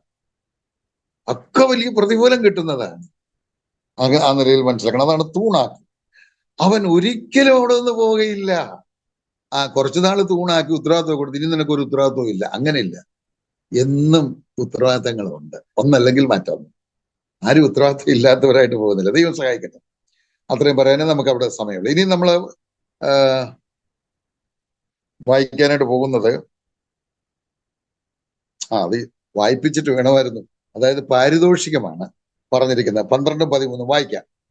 ഞാനത് പറയാതെ വായിക്കാതെ അങ്ങ് പോയി. 12-13 പാരിതോഷികം. ജയിക്കുന്നവനെ ഞാൻ എൻ്റെ ദൈവത്തിൻ്റെ ആലയത്തിൽ ഒരു തൂണാക്കും. അവൻ ഒരിക്കലും അവിടെ നിന്ന് പോകുകയില്ല. എൻ്റെ ദൈവത്തിൻ്റെ നാമവും എൻ്റെ ദൈവത്തിൻ്റെ പക്കൽ നിന്ന് സ്വർഗത്തിൽ നിന്ന് തന്നെ ഇറങ്ങുന്ന പുതിയ യെരൂശലേം എന്ന എൻ്റെ ദൈവത്തിൻ നഗരത്തിൻ്റെ നാമവും എൻ്റെ പുതിയ നാമവും ഞാൻ അവൻ്റെ മേൽ എഴുതും. ആത്മാവ് സഭകളോട് പറയുന്നത് എന്തെന്ന് ചെവിയുള്ളവൻ കേൾക്കട്ടെ. 12-ാം വാക്യത്തിലാണ് പാരിതോഷികം. നമ്മൾ അതിലിപ്പോ ഒരു കാര്യം പറഞ്ഞു കഴിഞ്ഞു, തൂണാക്കും. പിന്നെ എന്ന് മാത്രമല്ല, എന്നും തൂണ് തന്നെ ആയിരിക്കും. ഉത്തരവാദിത്തങ്ങൾ എന്നും ഉണ്ടായിരിക്കും. കുറഞ്ഞ പക്ഷം പ്രാർത്ഥിക്കാനുള്ള ഉത്തരവാദിത്തമെങ്കിലും ആയിരിക്കും. അതൊരിക്കലും നിന്നു പോകുന്നില്ല. പിന്നെ പറഞ്ഞിരിക്കുന്നത് 3 പേരുകൾ ലഭിക്കും എന്നുള്ളതാണ്. ഒന്ന്, പിതാവായ ദൈവത്തിന്റെ പേര്. 2, പുതിയ യെരൂശലേമിന്റെ പേര്. 3-ാമത് യേശുക്രിസ്തുവിന്റെ പേര്. ഇങ്ങനെ 3 പേര് രക്ഷിക്കപ്പെടുന്നവർക്ക് മുഴുവൻ ലഭിക്കും. കൃപായുഗത്തിൽ രക്ഷിക്കപ്പെടുന്നവർക്ക് മുഴുവൻ ഈ 3 പേരും ലഭിക്കും. എങ്ങനെയാണെന്ന് നമുക്ക് മനസ്സിലാകുന്ന ലളിതമായ ഒരു ഭാഷയെ പറയാം. ഒന്ന്, ഒരു വീട്ടിൽ ഒരു മകൻ ജനിച്ചാൽ അവന്റെ അപ്പന്റെ പേര് അവിടെ ചേർത്താണ് അവന്റെ ഫുൾ നെയിം എന്ന് പറയുന്നത്. ഒരു പെറ്റ് നെയിം കാണും, പിന്നെ ഒരു ഫുൾ നെയിം വരുമ്പോൾ അത് അപ്പന്റെ പേരും കൂടെ ചേർത്തായിരിക്കും. അങ്ങനെ നമ്മുടെ ഒക്കെ പേര് അങ്ങനെയല്ലേ, ഒന്ന് ചിന്തിച്ച. അപ്പം അപ്പന്റെ പേര് കിട്ടുന്നത് സ്വാഭാവികമാണ്. ദൈവം കൃപായുഗത്തിലെ വിശ്വാസികളുടെ ദൈവം മാത്രമല്ല, അപ്പനും കൂടെ. സ്തോത്രം. അപ്പൊ അതാണ് പിതാവിന്റെ പേര് കിട്ടും എന്ന് പറയും. എന്റെ ദൈവത്തിന്റെ ഇവിടെ പറഞ്ഞിരിക്കുന്നത് പിതാവായ ദൈവം. 2-ാമത്, പുതിയ യെരൂശലേമിന്റെ പേര് കിട്ടും. അത് എന്താ അതിന്റെ അർത്ഥം? നമ്മളുടെ ഫൈനൽ ഡെസ്റ്റിനേഷൻ എന്ന് പറയുന്നത് പുതിയ യെരൂശലേമാണ്. ഞാനത് ഒന്ന് പറയാം, ശ്രദ്ധിച്ച് കേട്ടാൽ മനസ്സിലാക്കും. കർത്താവ് വരും. പ്രതിഫലത്തിന് ശേഷം നമ്മളെയും കൊണ്ട് സ്വർഗത്തിലേക്ക് പോകുന്നു. 7 വർഷം പിതാവിന്റെയും പുത്രന്റെയും പരിശുദ്ധാത്മാവിനെയും ചുറ്റുമിരുന്ന് നമ്മൾ ആരാധിക്കുന്നു. 7-ാം വർഷം ഒടുവിൽ കുഞ്ഞാടിന്റെ കല്യാണം നടക്കുന്നു. പിന്നെ കുഞ്ഞാടിന്റെ കാന്തയാണ് നമ്മൾ. ഒരുമിച്ച് ഭൂമിയിലേക്ക് വരുന്നു.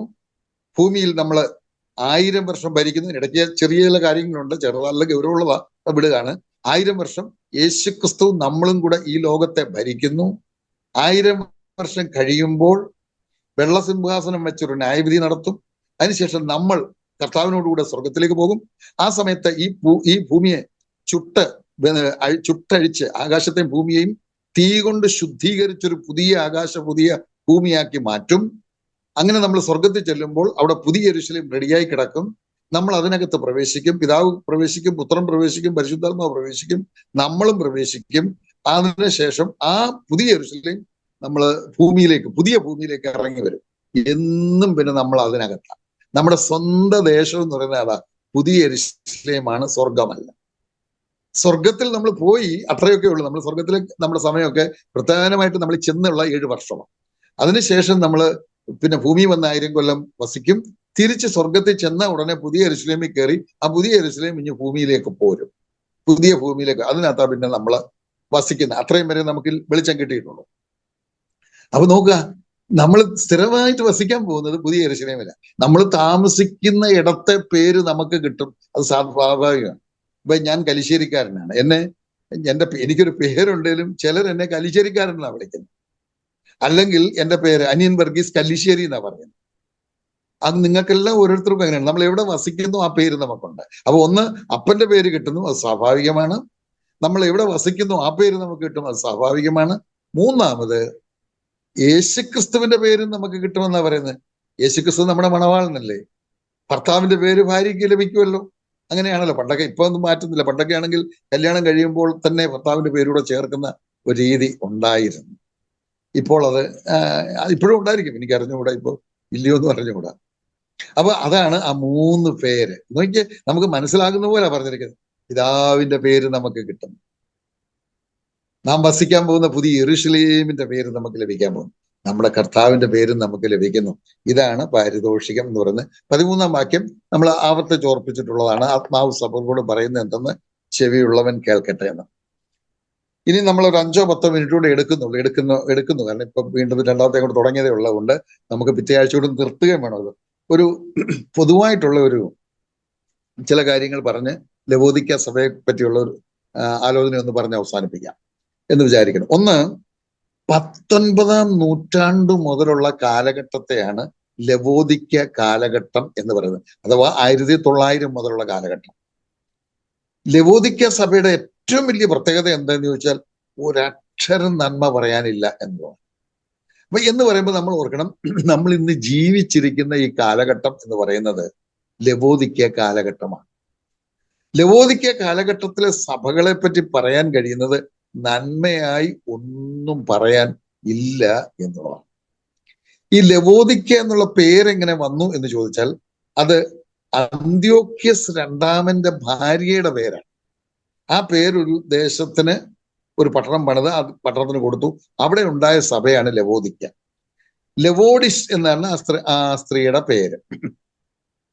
അതിന്റെ അർത്ഥം ജനാധിപത്യം എന്നാണ്. അവിടെ നമുക്ക് കിട്ടുന്ന ഒരു ആശയം, ഇന്ന് ദൈവസഭകളിലൊക്കെ ജനാധിപത്യം വേണമെന്നാണ് പൊതുവായി വിശ്വാസികൾ പറയുന്നത്. അങ്ങനെയല്ല സഭയുടെ സംവിധാനം. നമ്മൾ ഇങ്ങനെ ഇങ്ങോട്ട് പറയാം, ജനാധിപത്യമല്ല സഭയെ വേണ്ടത് എന്ന് വെച്ചാൽ എല്ലാവരുടെയും അഭിപ്രായം. അങ്ങനെ പറയുന്നവരുണ്ട്, എന്നോട് ചോദിച്ചില്ല, എന്നോട് പറഞ്ഞില്ല. അങ്ങനെയല്ലല്ലോ ദൈവസഭയുടെ ഭരണം.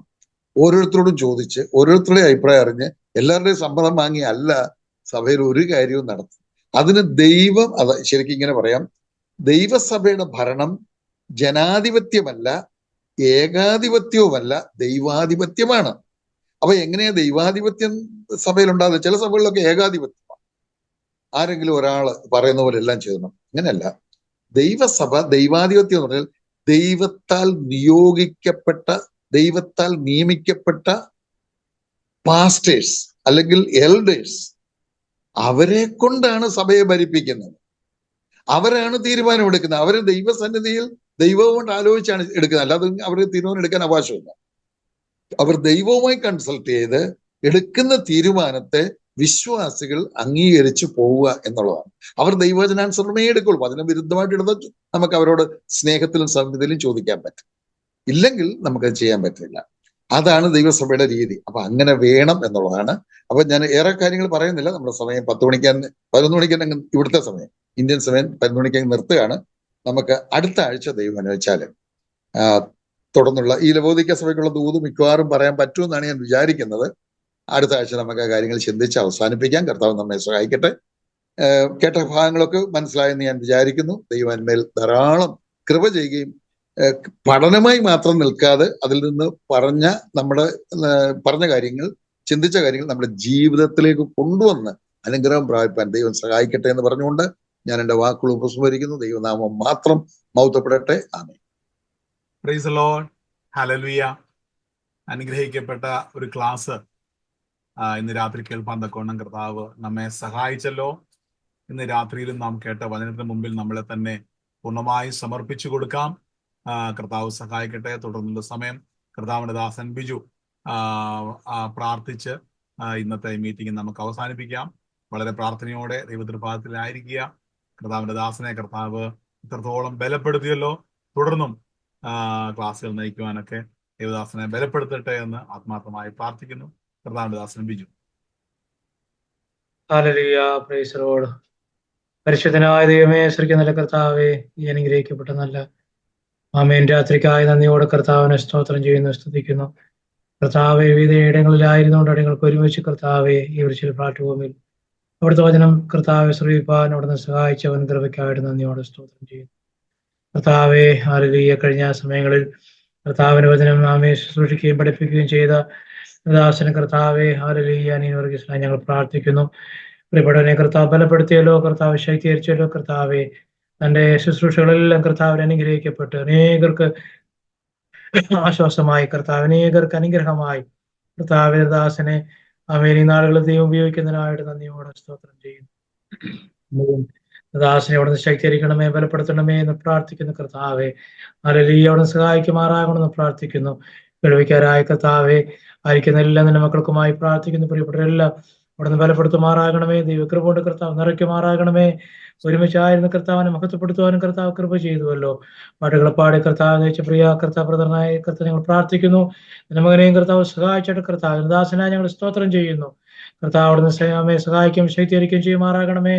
ആമേൻ. ഈ മീറ്റിംഗിൽ പങ്കെടുത്ത എല്ലാ പ്രിയപ്പെട്ടവരെ ഒരിക്കൽ കൂടി ഏൽപ്പിച്ച് പ്രാർത്ഥിക്കുന്ന കർത്താവെ, എല്ലാവരും ഒരുപോലെ ദൈവം അനുഗ്രഹിച്ചോട്ടെ. ദൈവകൃപയുടെ ദൈവം നിറയ്ക്കുമാറാകണമേ. രാത്രികാലം നൽകിയ നല്ല കൂട്ടായ്മയ്ക്കായി സ്തോത്രം ചെയ്യുന്നു. നിങ്ങൾ ഇപ്പോൾ പിരിയാത്ത ദൈവസ്ഥാനം കൊണ്ട് ദൈവം നിറയ്ക്കുമാറാകണം. എല്ലാ മഹത്വം കർത്താവ് എടുക്കണമേ. പ്രാർത്ഥനയോടെ നേടുന്നതിനായി സ്തോത്രം യേശുവിൻ തന്നെയുള്ള നാമത്തിൽ അപേക്ഷിക്കുന്നു. തിരുവഴുകണമേ സ്വർഗ്ഗ പിതാവേ. ആമേൻ. കർത്താവ് നമ്മുടെ പ്രാർത്ഥന കേട്ടിരിക്കുക. നമ്മുടെ കരങ്ങളെ ഉയർത്തി നമുക്ക് ദൈവത്തിന് സ്തോത്രം ചെയ്യാം. സ്തോത്രം. Praise Lord. Praise Lord. അങ്കിളെ, കർത്താവ് സഹായിക്കട്ടെ. Praise Lord. Thank you. ദൈവം സഹായിക്കട്ടെ. Thank you.